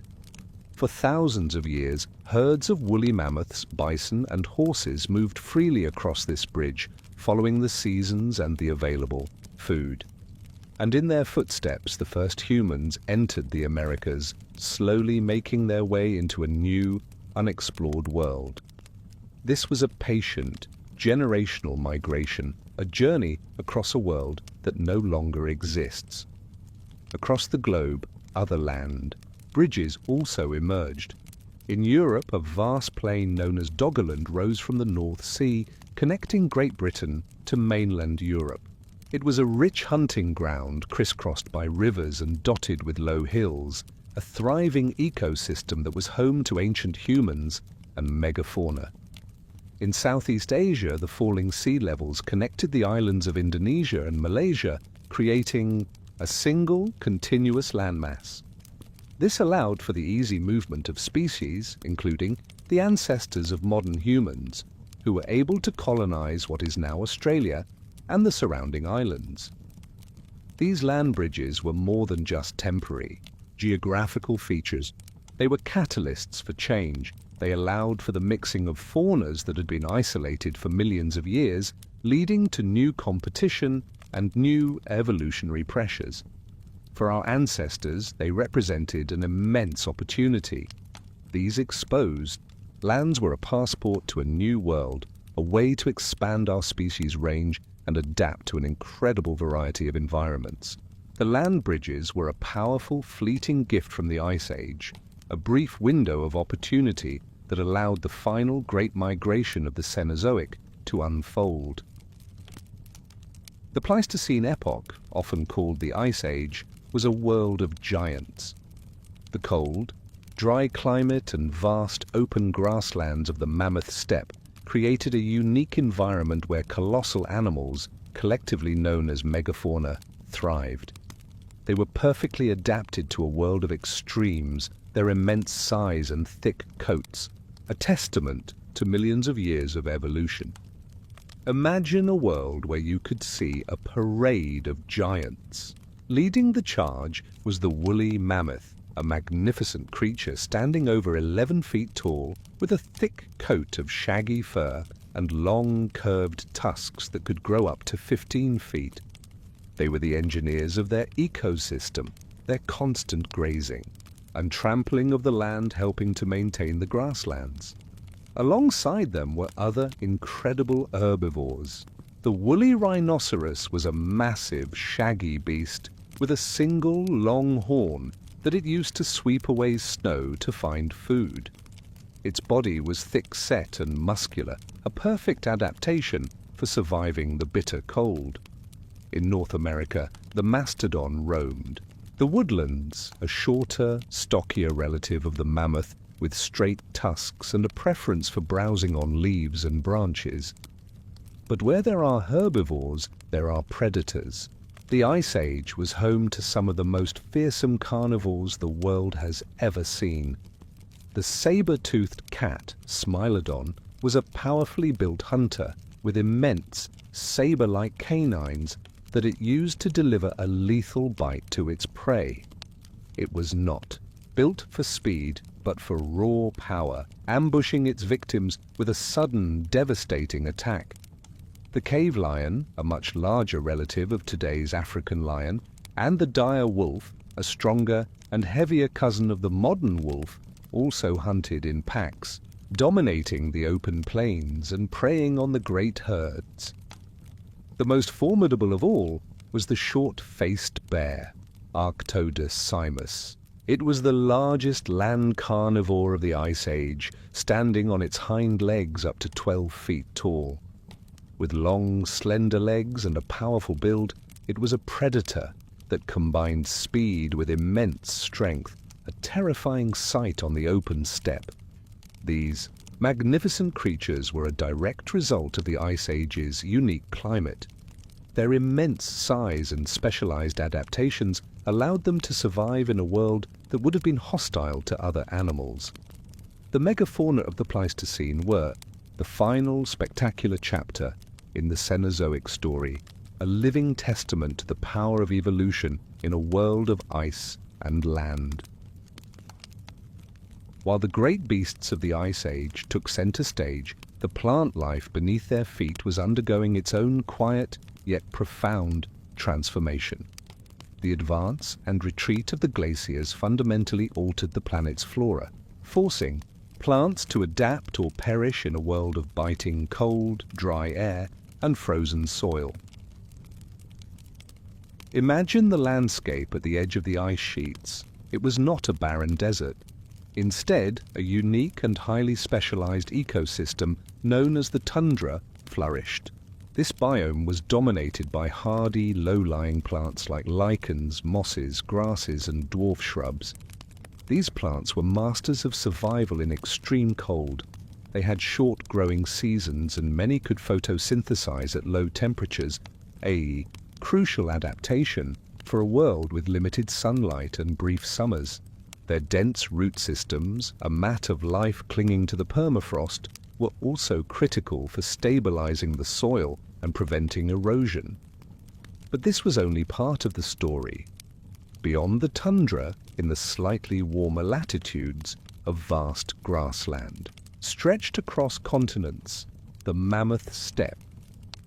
This unique ecosystem, which no longer exists, was far more productive than modern tundra. It was a cold, dry plain dominated by tough grasses and nutrient-rich herbs, which provided the immense amount of energy needed to sustain the colossal herds of mammoths, woolly rhinoceroses, and bison. The presence of these grazers, in turn, helped to maintain the steppe, as their constant feeding and trampling prevented forests from taking over. This was a fragile, self-sustaining balance between the plants and the animals that depended on them. As the climate changed, so did the distribution of plant life. During the cold glacial periods, species that preferred warmer climates were pushed toward the equator, sometimes taking refuge in isolated pockets where they could survive. In the warmer interglacial periods, these plants would migrate back, north, a slow generational march that saw forests creep across landscapes that had once been treeless. This constant migration of flora was a powerful driver of evolution for both plants and the herbivores that relied on them. The plants of the Ice Age were not just passive backdrops, they were the foundation of the entire ecosystem. Their incredible resilience and adaptability to extreme conditions made possible the existence of the megafauna and, by extension, the humans who hunted them. They were the silent, enduring forces that defined the landscape of the Cenozoic's final frozen chapter. Amidst the rhythmic freeze and thaw of the Ice Age, a momentous event was unfolding in Africa. This was the birth of our own species, Homo sapien. The story began not with a dramatic transformation, but with a series of quiet, cumulative adaptations that allowed a single lineage of hominins to survive and eventually thrive in a world of constant change. While the great herds of megafauna roamed the plains and other hominin species like the Neanderthals endured in Eurasia, our ancestors were honing the unique blend of intelligence and adaptability that would set them apart. Around 300,000 years ago, early forms of Homo sapiens emerged in Africa. They were more slender and agile than their predecessors, with a high, rounded skull to accommodate a larger brain. This increase in brain size was a direct response to the immense pressures of a volatile environment. The cycles of glacial expansion and retreat created a mosaic of habitats, from grasslands and savannas to sparse woodlands and deserts. To survive, our ancestors had to become master problem solvers. This drove the development of advanced cognitive abilities, including better foresight, more complex social structures, and the ability to create and use sophisticated tools. Our species possessed a key advantage over other hominins: an unparalleled capacity for innovation and cooperation. We developed new and more efficient hunting techniques, crafted a wider array of tools from stone, bone, and wood, and created more sophisticated shelters. Most importantly, we developed complex language, a tool that allowed for the efficient sharing of knowledge and the formation of larger, more cohesive social groups. This ability to communicate abstract ideas, to plan, to remember, and to teach was the true revolution. The birth of Homo sapiens marked a significant turning point in the Cenozoic. We were no longer just another species reacting to our environment, we were beginning to actively shape it. This new species, with its unique blend of intelligence and resilience, was poised to leave Africa and spread across the globe. Our story, which began in the quiet savannas of a cooling continent, was about to become the dominant narrative of the entire planet. We were the last to arrive, but we would become the most significant force in the Cenozoic's history. As Homo sapiens began to expand out of Africa, they were not alone. Eurasia was already inhabited by another species of human, the Neanderthals. These were not primitive, brutish creatures, but a highly intelligent and resilient species that had adapted to life in the harsh, cold climates of Ice Age Europe and Asia for hundreds of thousands of years. Their bodies were stocky and muscular, with large brow ridges and a prominent nose, a perfect build for conserving heat in freezing temperatures. They were skilled hunters, masters of crafting stone tools, and even showed signs of complex behaviors, like burying their dead and caring for the sick and elderly. For thousands of years, our two species coexisted, sharing the same landscapes and competing for the same resources. The relationship between Homo sapiens and Neanderthals was complex. Fossil evidence shows that they hunted the same megafauna, used similar tools, and likely had a degree of interaction. But there was also a fundamental difference in their approach to survival. Neanderthals were specialized masters of their environment, perfectly adapted to the cold. They lived in small, isolated groups and relied on brute strength and close-range hunting techniques. Homo sapiens, on the other hand, were generalists. We had more sophisticated tools like spear throwers and bows, which allowed for safer, long-distance hunting. We also had more complex social networks and a greater capacity for communication and innovation. This difference in strategy proved to be crucial. As the climate continued to shift and the megafauna they depended on began to disappear, the Neanderthals' specialization became a disadvantage. Our adaptability, our ability to innovate and organize in larger, more interconnected groups gave us a competitive edge. The extinction of the Neanderthals around 40,000 years ago was not a sudden event, but a gradual process. They were slowly outcompeted, their populations dwindling until they eventually vanished, leaving Homo sapiens as the sole surviving species of human. However, recent genetic evidence has revealed a fascinating twist to this story. We now know that Homo sapiens and Neanderthals interbred. Many people of Eurasian descent carry a small percentage of Neanderthal DNA, a silent testament to a time when our two species met and mingled. The story of our coexistence with Neanderthals is a profound chapter in the Cenozoic, a reminder that our journey was not a solitary one and that the echoes of a lost human world still resonate within our own DNA. The story of humanity's rise in the Cenozoic isn't just about physical adaptation, it's a tale of a profound intellectual leap. While other animals evolved stronger bodies or thicker fur, our ancestors developed a new kind of power, technology. The Ice Age was the crucible for a revolution in tool-making that allowed Homo sapiens to thrive in a world of extremes. Imagine a time before tools. Survival was a daily struggle dependent on raw strength and luck. But our ancestors began to think differently. They saw that a simple rock could be made sharper, that a bone could be shaped into a needle, and that a stick could be used to extend their reach. This was the birth of true innovation.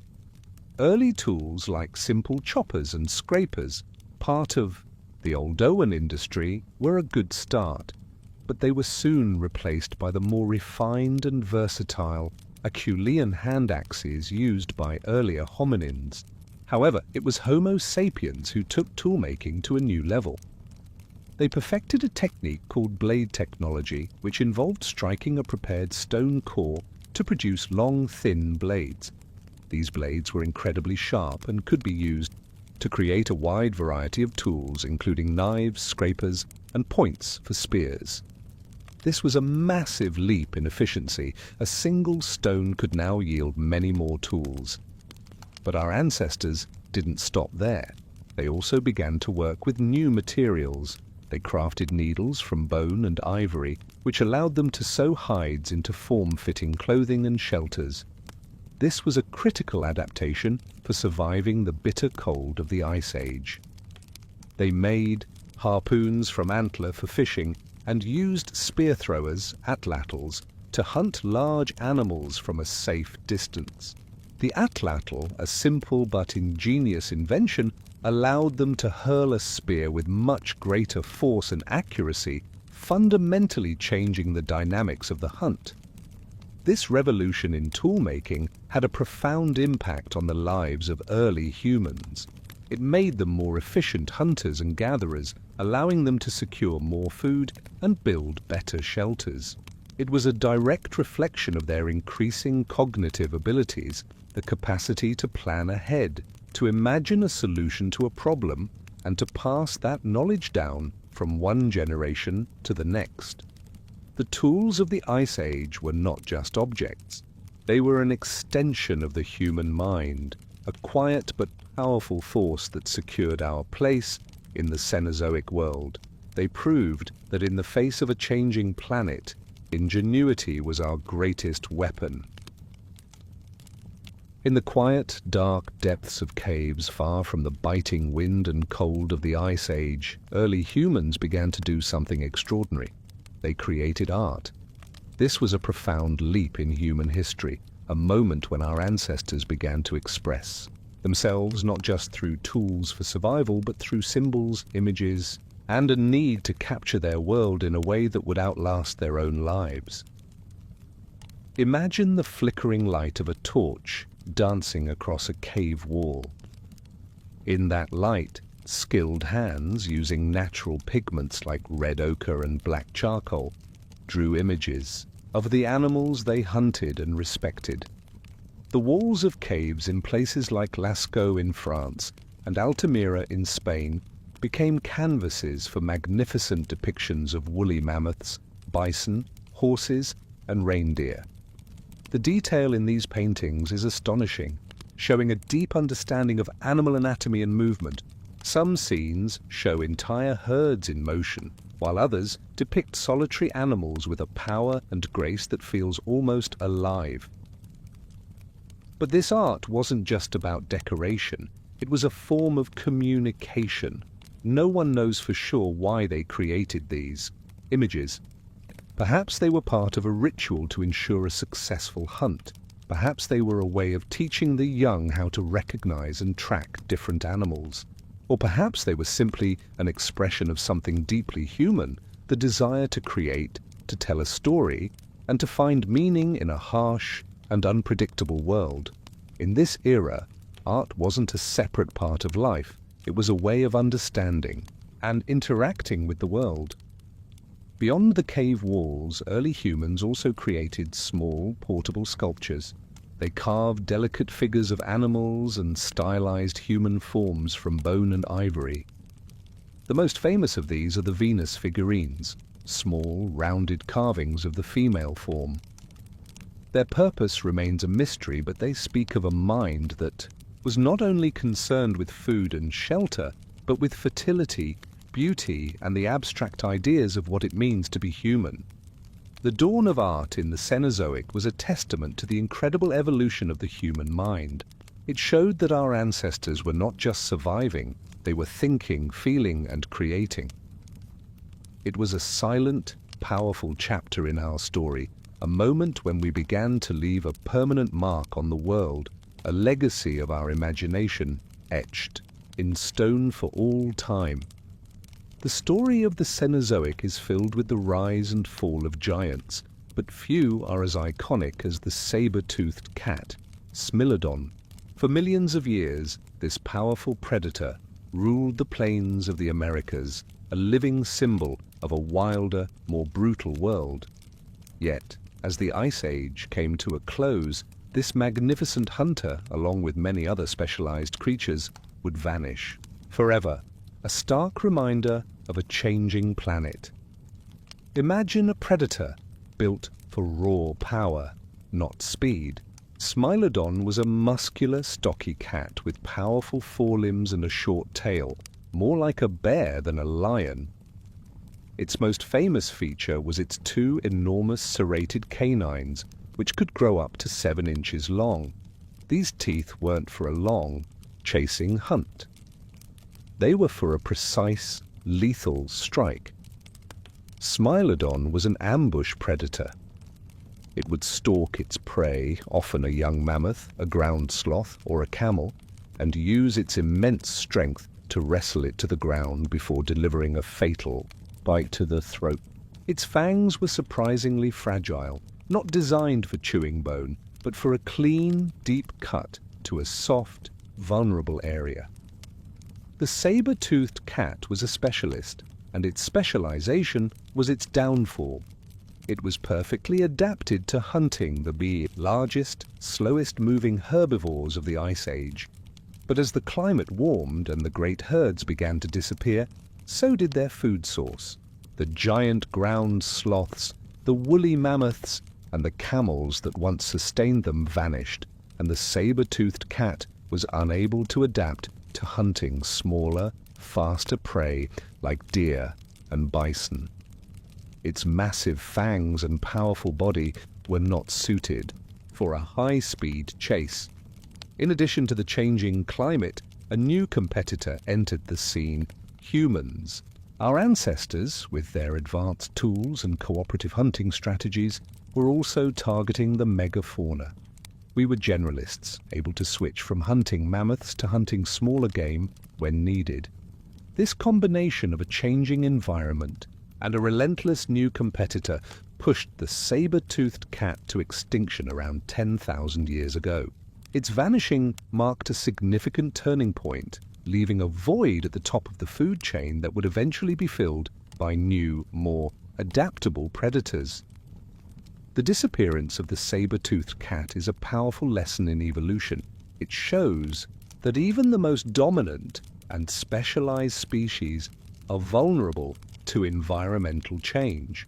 Its legacy, however, lives on in our collective memory, a symbol of a time when the Earth was a place of immense power and breathtaking giants. While the Cenozoic was marked by a long-term cooling trend, the final, most intense part of this journey was the last glacial maximum, LGM. This was the peak of the last Ice Age, a period that occurred roughly 26,500 to 19,000 years ago. It was a time when the Earth reached its coldest point in the Quaternary period, a final powerful shiver before the Great Thaw. Imagine the planet, draped in an immense white cloak. Colossal ice sheets, a mile or more thick in places, covered vast expanses of the northern hemisphere. The Laurentide ice sheet spanned much of Canada and the northern United States, while the Fennoscandian ice sheet blanketed northern Europe. These were not static masses. They were dynamic, grinding forces that scraped the landscape clean and fundamentally altered the planet's geography. The sheer volume of ice had a profound effect on sea levels. The oceans dropped by as much as 400 feet, 120 meters, exposing immense continental shelves and creating land bridges that connected continents. Beringia, the land bridge between Asia and North America, was at its widest, providing a crucial highway for the final great migrations of animals and, most importantly, humans. The world's coastlines look completely different, with what are now shallow seas and bays becoming vast exposed plains. The climate was not only colder but also much drier. The immense glaciers acted as a kind of global drain, pulling moisture from the atmosphere. This led to a world dominated by arid deserts and wind-swept steppes. The Mammoth Steppe, a cold and dry grassland, reached its maximum extent, stretching from Spain to Alaska and providing a harsh but rich habitat for the megafauna. The winds, uninhibited by forests, carried fine silt and dust, depositing it in thick layers of loess that would one day form some of the most fertile agricultural lands on Earth. The last glacial maximum was the final act in the great drama of the Ice Ages. It was a time of immense challenge for all life, pushing both animals and humans to the very limits of their adaptability. For our ancestors, it was a test of ingenuity, forcing them to develop new technologies like warm clothing and specialized shelters to survive.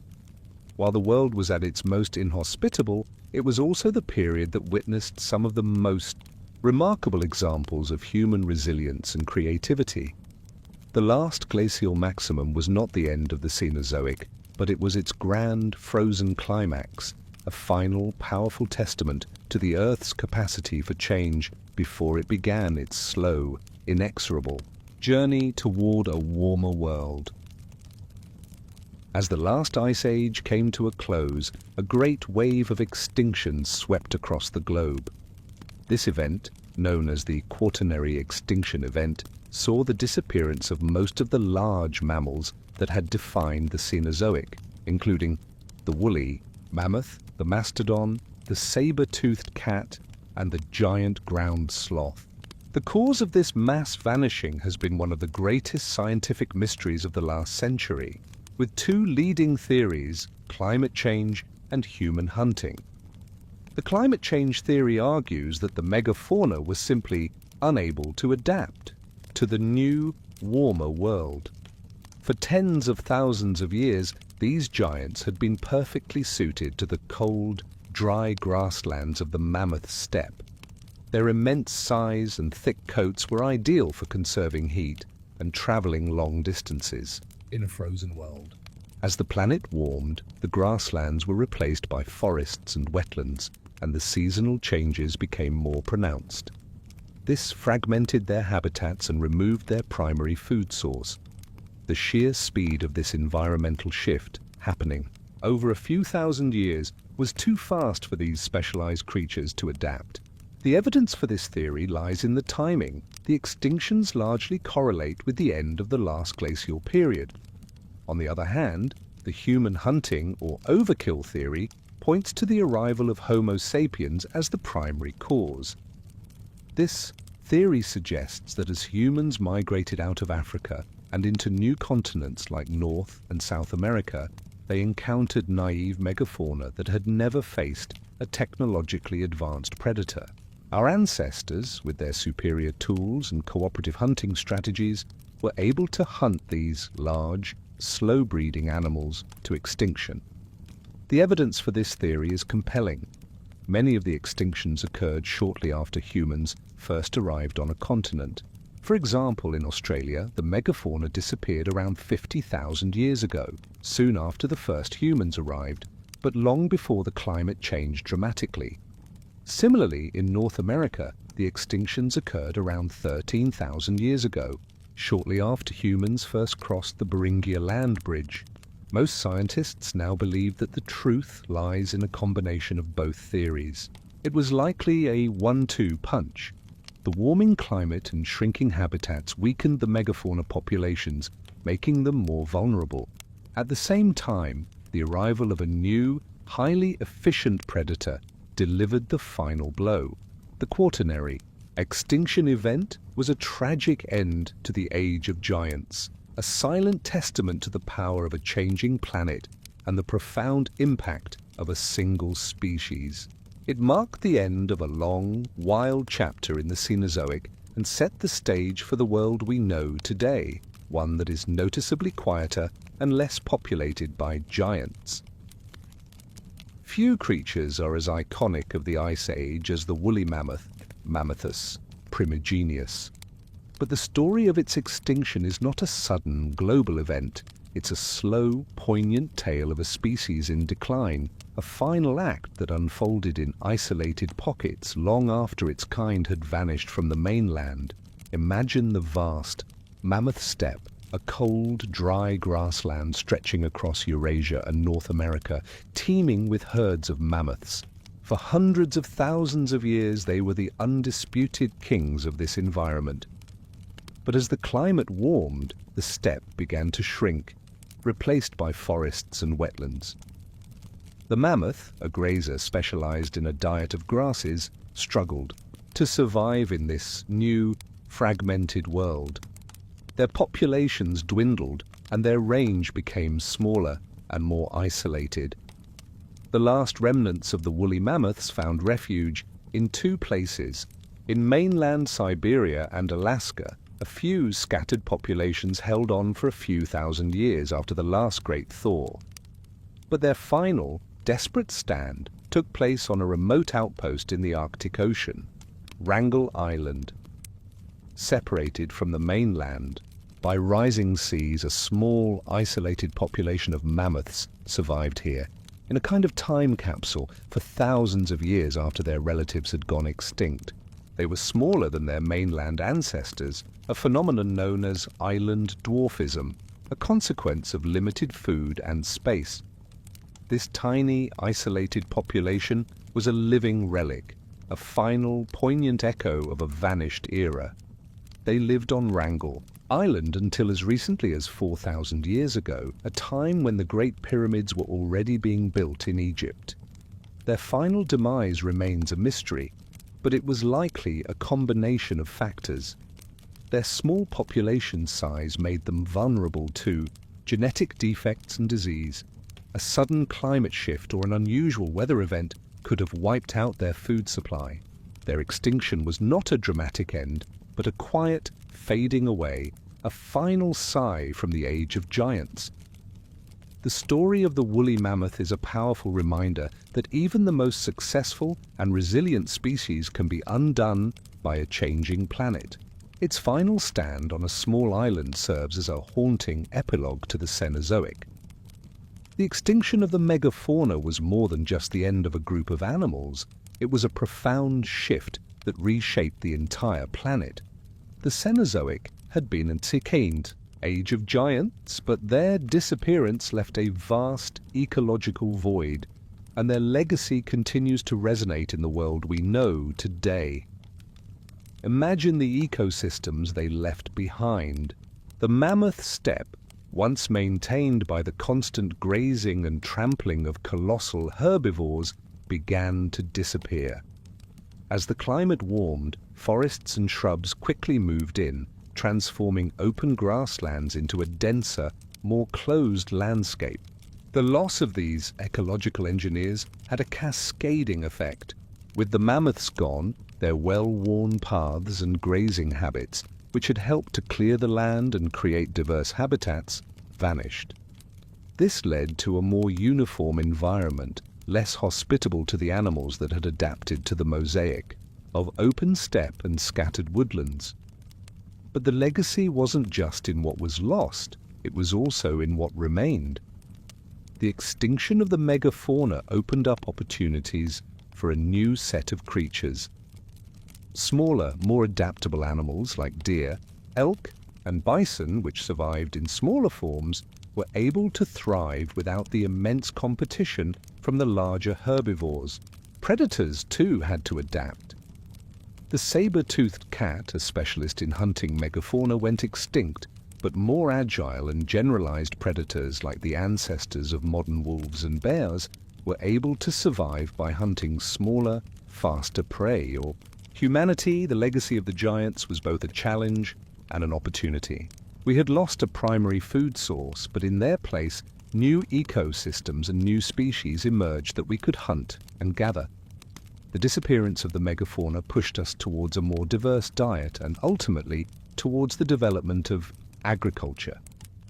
Without the immense competition and danger from the great beasts, our ancestors were able to settle down, cultivate the land, and build the first permanent settlements. The extinction of the giants was, in a way, a silent prerequisite for the rise of human civilization. The legacy of the giants lives on in a haunting way. Their bones are still found frozen in the permafrost, and their images are etched into the walls of ancient caves. They are a constant reminder of a wilder, more spectacular world that once was. The disappearance of the megafauna marked the final, curtain call for a long, extraordinary chapter of the Cenozoic, leaving a quieter, but ultimately more human-dominated world behind. The final act of the Ice Age was not a sudden vanishing of ice, but a slow, powerful retreat that reshaped the entire planet. As the climate continued to warm, the colossal glaciers began to melt at a rate that would have been unimaginable to the generations of humans who lived under their shadow. This final retreat was a profound, world-altering event that left behind new landscapes and ushered in the modern geological epoch. Imagine the immense Laurentide ice sheet in North America and the Fennoscandian ice sheet in Europe, which had dominated the continents for tens of thousands of years, now slowly, inexorably pulling back. As they receded, they left behind a landscape that was raw and new. The enormous weight of the ice had pressed down on the Earth's crust, and as it melted, the land began to slowly rise in a process called isostatic rebound. This rebound is still happening today in places like Canada and Scandinavia, a silent testament to the immense power of the vanished glaciers. But the most dramatic effect was on the oceans. The massive volume of water that had been locked up in the ice sheets now returned to the sea. Global sea levels rose by hundreds of feet, dramatically redrawing the world's coastlines. The land bridges that had connected continents and served as highways for migration were swallowed by the rising tides. Beringia, the vast plain that had connected Asia and North America, slipped beneath the waves of the Bering Strait. Doggerland, the rich hunting ground that had linked Britain to mainland Europe, was drowned by the North Sea.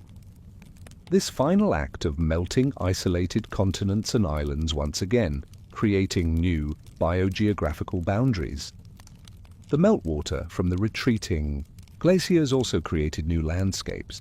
The deep scars carved out by the ice filled with water, forming the Great Lakes and countless smaller bodies of water across the northern hemisphere. These new freshwater lakes and the rivers that flowed from them became lifelines for life, providing new habitats and fertile lands for plants and animals to colonize. The land, which had been scraped clean, was now covered in rich, glacial till and sediment, the foundation for the fertile soils that would one day support agriculture. The final retreat of the ice marked the end of the Pleistocene epoch and the beginning of the Holocene epoch, the period in which we live today. It was a transition from a world of extremes to a more stable, temperate climate. With the glaciers gone and the continents isolated once more, the stage was set for the final act of the Cenozoic, the rise of human civilization. The Ice Age had ended, and the world was ready for a new chapter. The final act of the Ice Age was accompanied by a slow, powerful flood. As the colossal glaciers melted, an immense volume of water returned to the oceans, causing global sea levels to rise dramatically. This wasn't a sudden, violent event, but a steady, inexorable creep that completely redrew the world's coastlines. For the animals and humans living at the time, it was a silent, relentless force that reshaped their world. Imagine the seas of the last glacial maximum, where coastlines extended far beyond their present-day limits.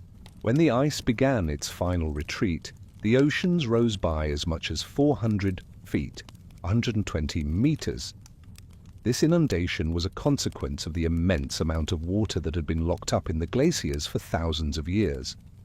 As it melted, it poured into the seas, swallowing vast, exposed plains of continental shelf.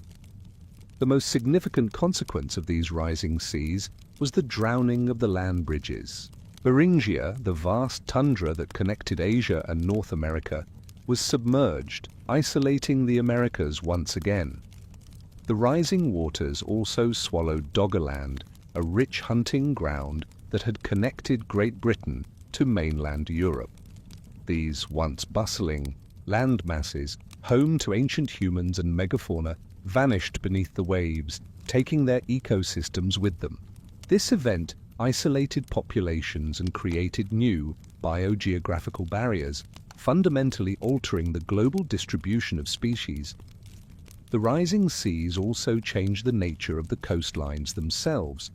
Old shorelines were abandoned, and new bays, estuaries, and archipelagos were formed.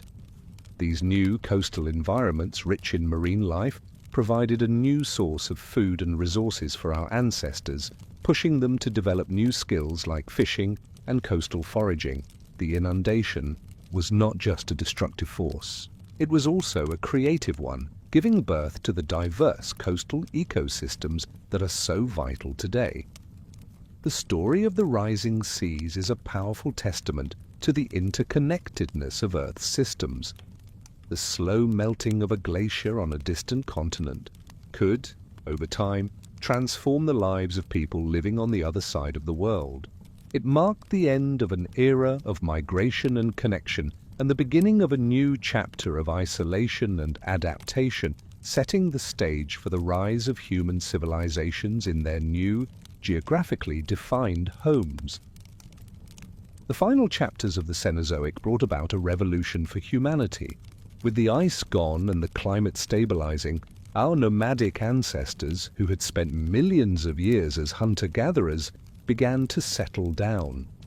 This was the dawn of agriculture, a shift so profound it fundamentally altered the course of human history. Imagine the world 12,000 years ago. The great megafauna were gone, and the climate was becoming more predictable. This new stability allowed our ancestors to observe the cycles of plant life more closely. They realized that they didn't have to constantly chase herds for food. They could plant seeds in the fertile soil left behind by the glaciers, wait for the crops to grow, and reap a consistent harvest. This transition from a life of constant movement to a settled existence began independently in several parts of the world, including the Fertile Crescent in the Middle East, the Yellow River Valley in China, and Mesoamerica. The earliest farmers began by domesticating wild plants like wheat, barley, and rice. This wasn't just about planting.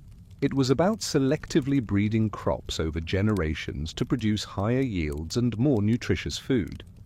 This led to a reliable surplus of food for the first time in human history. With a dependable food source, populations could grow, and people no longer needed to spend all their time foraging. This surplus led to a cascade of changes. People began to live in permanent settlements, building the first villages and eventually cities. This sedentary lifestyle allowed for the development of new technologies and skills. Artisans could specialize in pottery, weaving, or tool-making. Society became more complex, with new social structures, hierarchies, and rules emerging. The development of agriculture also spurred the domestication of animals. Goats, sheep, pigs, and cattle were tamed, providing a steady supply of meat, milk, and labor. The rise of agriculture was more than just a new way to get food. It was the birth of civilization. It was a testament to our ability to adapt and actively shape our environment. The Cenozoic had challenged us with ice, fire, and giant beasts, but our ultimate triumph was not to conquer them, but to use our intelligence to create a new way of life that would define the final moments of the era. The shift to agriculture didn't just change how humans found food, it changed how they lived. With a stable food supply, nomadic bands of hunter-gatherers began to settle down, building the first permanent villages and eventually cities. This was a monumental leap in the Cenozoic, a quiet but profound transformation that laid the groundwork for all of human history to follow. Imagine a small cluster of mud brick houses built near a river, surrounded by fields of domesticated wheat. These early villages, such as Göbekli Tepe in what is now Turkey, or Jericho in the Middle East, were the first places where humans lived together in large, fixed communities. This sedentary lifestyle led to a population boom. With more food and a more secure life, human numbers soared, allowing for the formation of larger and more complex societies. Life in these villages was fundamentally different from the hunter-gatherer existence. For the first time, people could accumulate possessions and build structures that would last for generations. This new stability also allowed for the specialization of labor. Not everyone had to be a farmer or a hunter. Some people could become artisans, specializing in pottery, weaving, or toolmaking. Others could focus on building, creating homes, granaries, and defensive walls. This specialization led to a boom in innovation and cultural development. As villages grew into towns and towns into cities, new forms of social organization emerged.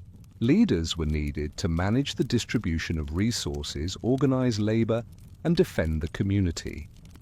This led to the creation of social hierarchies and the birth of what we would now call civilization. The development of irrigation systems, monumental architecture, and eventually writing were all a direct result of the sedentary lifestyle that agriculture provided. The Cenozoic had challenged humanity with a world of ice, giants, and constant change. But in its final moments, humanity found a way to create a life of stability and prosperity. The rise of the first villages and cities was the culmination of millions of years of adaptation and ingenuity. It marked a new chapter for our species, one where we were no longer just a part of the ecosystem, but its dominant force, actively shaping the world to suit our needs. The Great Melt and the rise of agriculture marked the beginning of a new epoch in the Cenozoic, the Holocene. It started approximately 11,700 years ago and is the geological period in which we live today. The Holocene is defined by its relatively warm, stable climate, a sharp contrast to the wild, fluctuating temperatures of the ice ages that preceded it. This newfound stability was the primary catalyst for the flourishing of human civilization. Imagine a world no longer defined by the relentless advance and retreat of glaciers. The seasons became more predictable and rainfall patterns stabilized. This allowed for the long-term planning that agriculture requires. People could rely on the sun to warm their crops and the rains to water them, giving them the confidence to invest time and energy in farming. This climatic consistency was a critical factor in the agricultural revolution, which in turn led to a population boom and the rise of the first civilizations. With the planet's climate settled, new ecosystems flourished. Forests spread across North America and Europe, reclaiming the land that was once scraped bare by ice. The rivers, now flowing from meltwater lakes and fed by predictable rain and snow cycles, became highways for trade and settlement. The world was no longer a vast, interconnected steppe, but a mosaic of distinct biomes from dense forests to temperate grasslands and arid deserts. The megafauna of the Ice Age were gone, but the surviving species, deer, bison, wolves, and bears, adapted to these new environments, creating the ecosystems we recognize today. The Holocene represents a unique chapter in the Cenozoic story. It's the only epoch in which a single species has come to dominate the entire planet. Our civilization, with its cities, technology, and global reach, is a direct product of the Holocene's stable and accommodating climate. We have built our world on the foundation left behind by the Ice Age, a testament to our ingenuity and adaptability. However, this stability is not a guarantee of permanence. The Earth's climate has always been in a state of flux, and the current changes brought on by human activity are a stark reminder that even the Holocene is just one more chapter in the long, dynamic story of the Cenozoic. The stable, predictable climate of the Holocene gave rise to the most profound transformation in human history, the birth of civilization. For the first time, humanity began to build societies of unprecedented scale and complexity, a direct consequence of the agricultural revolution that preceded it. Imagine the fertile river valleys of the Middle East, such as those of the Tigris and Euphrates or the banks of the Nile in Egypt. These were the cradles of civilization, where a stable food supply from farming allowed people to abandon their nomadic ways and live in permanent settlements. With a consistent surplus of food, not everyone was required to be a farmer. This led to a specialization of labor, with people becoming artisans, priests, soldiers, or leaders. This social differentiation created new forms of community and organization, far more complex than anything seen before. The emergence of cities, like Uruk in ancient Mesopotamia, marked a new era. These were not just large villages, but complex societies with monumental architecture, centralized governments, and an intricate division of labor. The need to manage resources, organize large-scale projects like irrigation systems, and keep records led to the invention of writing. This was a revolutionary technology that allowed for the accumulation and transmission of knowledge across generations, fundamentally changing how societies functioned. The development of civilization was also tied to technological innovation. The discovery of metallurgy, the process of working with metals like copper and bronze, led to the creation of stronger tools and weapons. The invention of the wheel and the plow revolutionized transportation and agriculture. These were not just isolated inventions, but part of a cascading series of technological advancements that propelled humanity forward. The rise of civilizations was a testament to humanity's unique ability to adapt not just to the natural world, but to actively shape it. It was the culmination of millions of years of evolution in the Cenozoic, a final chapter where a single species with its intelligence and ingenuity became the dominant force on the planet. The Cenozoic had challenged us, and we responded not by becoming physically stronger or faster, but by building a world of our own creation. The stable climate of the Holocene and the rise of human civilization set the stage for a new and unprecedented force to emerge on Earth. A single species capable of altering the planet on a geological scale. We are now living in a period some scientists call the Anthropocene, a proposed new epoch that recognizes the profound and lasting impact of humanity on the Earth's ecosystems and geology. While not yet an officially recognized epoch, the term highlights a new chapter in the Cenozoic story, one driven by us. Imagine the planet's history as a long, flowing river. For most of its course, the river was shaped by natural forces, volcanoes, continental shifts, and cycles of ice. But in the last few hundred years, a new, powerful current has entered the flow. The Industrial Revolution, which began in the 18th century, marked the beginning of our exponential impact. The burning of fossil fuels, the clearing of forests for agriculture, and the massive growth of urban areas have all left a signature on the planet's geological record. The concentration of carbon dioxide in the atmosphere has risen at a rate unseen in millions of years, trapping heat and fundamentally altering the global climate. But our impact is more than just climate change. The proliferation of plastic and other synthetic materials has left a layer of human-made waste in the geological record. The widespread use of concrete, a new kind of rock, has changed the very composition of the Earth's surface.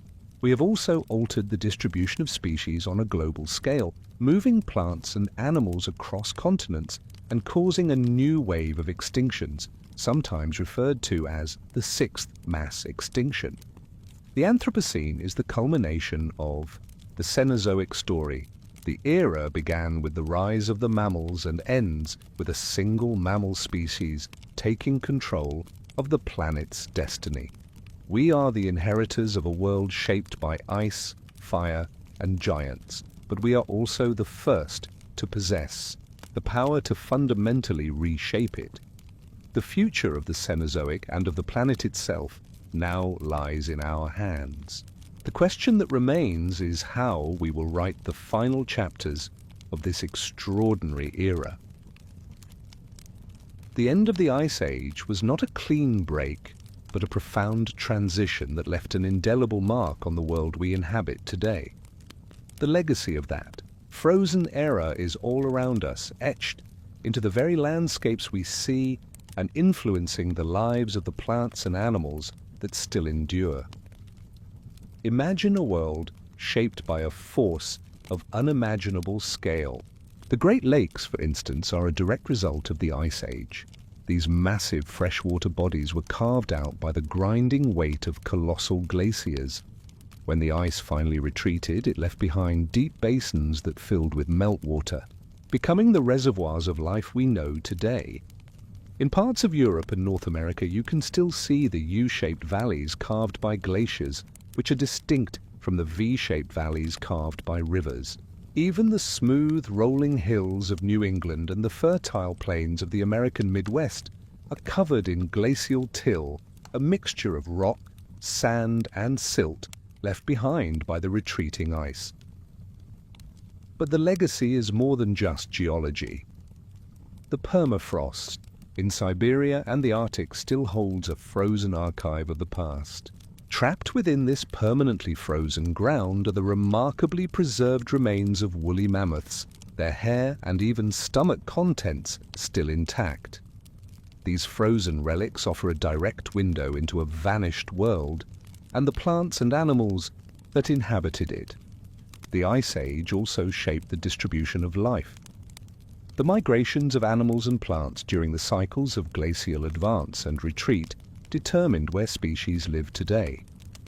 The reindeer and musk oxen that roam the Arctic are living fragments of the megafauna that once dominated the mammoth steppe. The very routes they follow were established in an age when the world was a different place. For humanity, the legacy is even more profound. The skills we forged in that time, our ability to use fire, make complex tools, and work together in cooperative groups, are the very foundations of our civilization. The Ice Age was a crucible that tested our ingenuity, and our survival was a testament to our unique capacity for adaptation. The world we live in is not separate from the ice age, it is a direct product of its powerful, transformative force. The story of the Cenozoic concludes with a profound transformation of the global landscape. As the last of the ice sheets vanished, the planet's ecosystems were freed from the grip of the cold. This allowed for a new era of plant life to emerge, a slow, patient reclamation of the land that had been scraped bare by the glaciers. Imagine the planet's canvas being painted anew. The first pioneers were hardy, cold-adapted plants like birch, pine, and spruce. These coniferous forests, or taiga, were the first to creep northward, colonizing the raw, nutrient-poor soil left behind by the retreating ice. They formed a green belt across the continents, a first line of defense against the still-present cold. But as the climate continued its inexorable warming, a new kind of forest began to spread. The broad-leafed deciduous trees like oak, maple, and elm, which had been pushed south during the Ice Age, began their slow march northward. These temperate forests were a far cry from the dense tropical jungles of the Eocene. They were defined by seasons, with a cycle of life, death, and renewal. The animals that lived in them, from deer and elk to bears and wolves, adapted to these new, varied environments. The return of the forests had a profound impact on the planet's hydrology and climate. The trees acted as giant natural pumps, pulling water from the soil and releasing it into the atmosphere, which helped to regulate rainfall and temperature. Their root systems stabilized the soil, preventing erosion and allowing for the formation of rich, fertile topsoil. The forests also provided a new and diverse habitat, a complex web of life that was fundamentally different from the open grasslands of the Ice Age. This final chapter in the Cenozoic story is a testament to the power of a long, patient transformation. The world that emerged from the Ice Age was not a uniform landscape, but a mosaic of different biomes, each with its own unique character. The return of the forests, from the taiga to the deciduous woodlands, marked the end of the reign of the steppe and the beginning of the world we know today. It was a final, quiet act that sealed the Cenozoic's legacy and set the stage for the rise of human civilization. The Cenozoic began with small, timid mammals living in the shadows, but it ends with a breathtaking display of mammalian diversity. The world we live in today is a testament to the incredible evolutionary journey of this group, a story of adaptation, specialization, and survival that has been unfolding for 66 million years. Imagine the sheer variety of mammals that now inhabit the planet. We have the titans of the land, the elephants and rhinoceroses, which are the last remaining descendants of the colossal megafauna of the past. We have the masters of the air, the bats, which are the only mammals capable of true flight. We have the intelligent and social dolphins and whales, which represent a complete evolutionary return to the sea. The sheer range of their size, from the tiny pygmy shrew to the enormous blue whale, is a testament to their adaptability. The success of mammals lies in their unique characteristics. They are endothermic, or warm-blooded, which allows them to maintain a stable body temperature and survive in a wide range of climates, from the freezing Arctic to the scorching desert. They have specialized teeth that allow them to process a wide variety of foods, from the razor-sharp canines of a wolf to the flat molars of a cow. Their complex nervous systems and large brains have allowed for the development of advanced behaviors, from the cooperative hunting of lions to the intricate social structures of primates. The ecosystems we see today are a direct result of this diversity. The vast grasslands of Africa are maintained by the grazing of zebras and wildebeest, which in turn are hunted by lions and cheetahs. The dense forests of South America are home to a dizzying array of primates, sloths, and jaguars, each playing a crucial role in the health of the ecosystem. The Cenozoic was a grand experiment in evolution, and the result is a planet filled with a rich and complex web of mammalian life.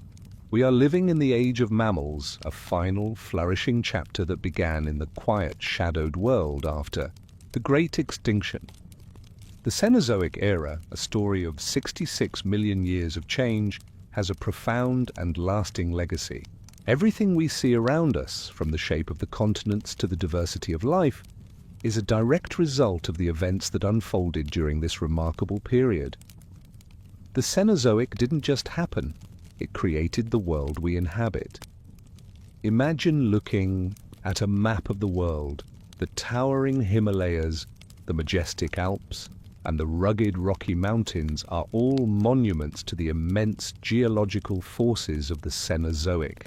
The slow collision of continents created these great mountain ranges, which in turn altered global climate patterns, affecting rainfall and temperature for millions of years.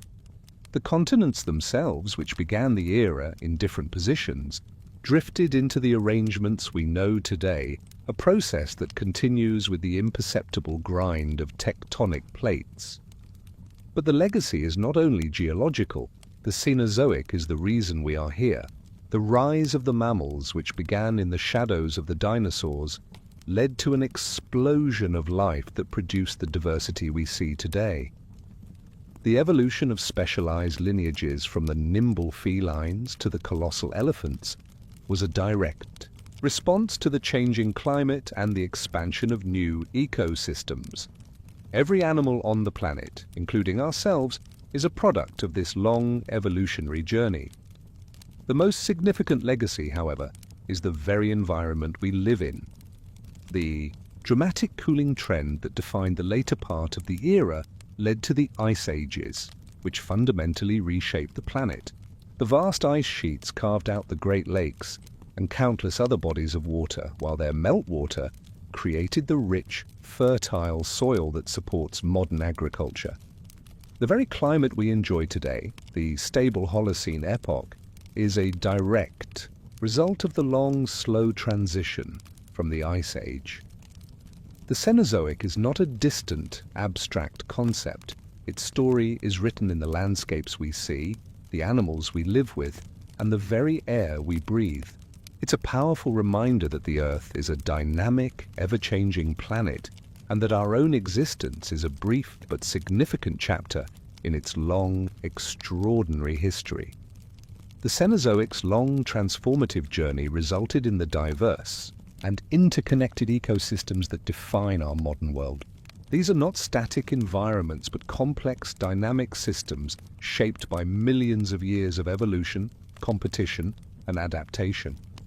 The ecosystems we see today are the final, flourishing product of the Cenozoic story.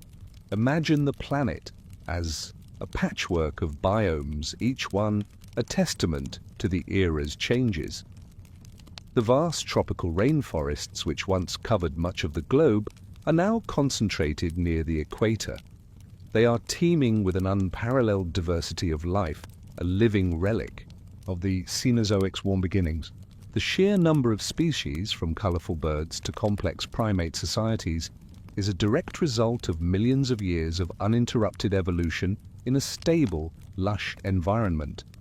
In contrast, the temperate forests and grasslands of the mid-latitudes are a direct legacy of the Cenozoic's cooling trend and the subsequent ice ages. These ecosystems are defined by their distinct seasons and are home to animals that have adapted to a life of seasonal change. The herds of bison in North America or the vast herds of wildebeest in the African savanna are living echoes of the megafauna that once dominated these open plains.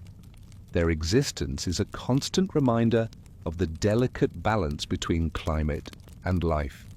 The deserts and tundras of the world represent the extreme ends of the Cenozoic's climatic story.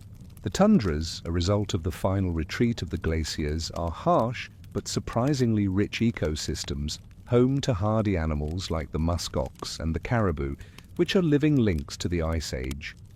The deserts, shaped by ancient climate patterns, host a unique array of plants and animals that have evolved to survive in extreme aridity.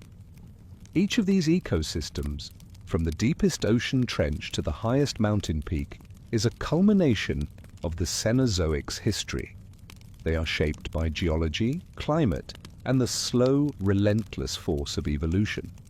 The creatures within them are not isolated entities, but parts of a complex web of life, a final, intricate chapter in the long story of the Cenozoic Era. One of the most profound lessons of the Cenozoic Era is the sheer scale of geological time.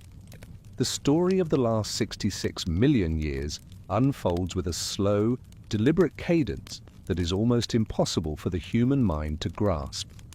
A single lifetime, or even an entire civilization, is but a fleeting moment in this immense narrative.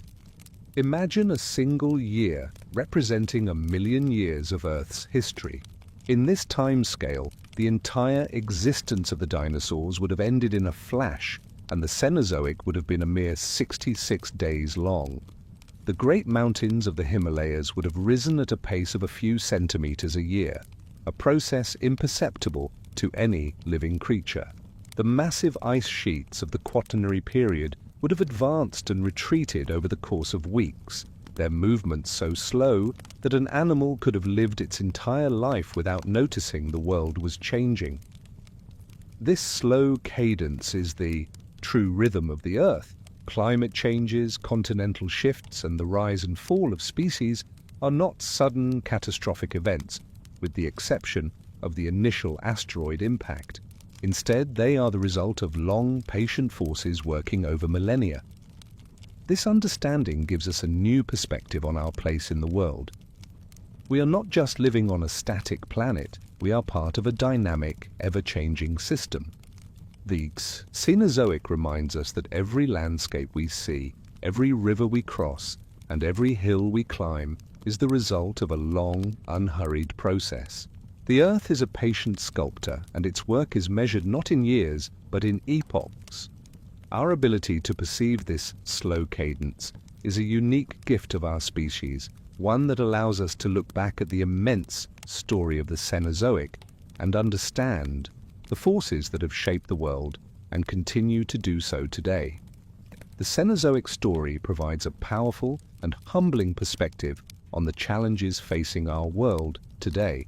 For millions of years, the planet's climate and ecosystems were shaped by vast, natural forces like continental drift and orbital cycles.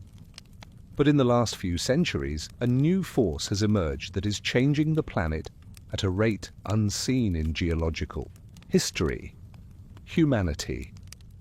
Imagine the Earth as a system in delicate balance. The long, stable climate of the Holocene, which allowed human civilization to flourish, is now being destabilized by our activities. The burning of fossil fuels, the massive scale deforestation, and the release of greenhouse gases are altering the planet's energy balance. This is causing a rapid increase in global temperatures, a phenomenon known as climate change, which threatens to undo the work of the last 11,700 years. The Cenozoic teaches us that a changing climate leads to profound consequences. The last time the planet underwent a major climate shift, it resulted in a mass extinction of the great megafauna. While we are not facing another asteroid impact, we are facing a self-inflicted challenge of similar magnitude. The rising sea levels, more frequent and intense storms, and the disruption of ecosystems are all signs that the planet is responding to our presence. The story of the Cenozoic shows us that life is incredibly resilient and adaptable, but it also shows us that change can be relentless and unforgiving. The animals that couldn't adapt to the changing climate or the new competition from humans all vanished. The challenge of the future is to use the intelligence and ingenuity that allowed us to conquer the planet to now preserve it. We are not just another species on a dynamic planet. We are the first to be aware of the immense forces that shape our world, and the first with the power to actively influence them.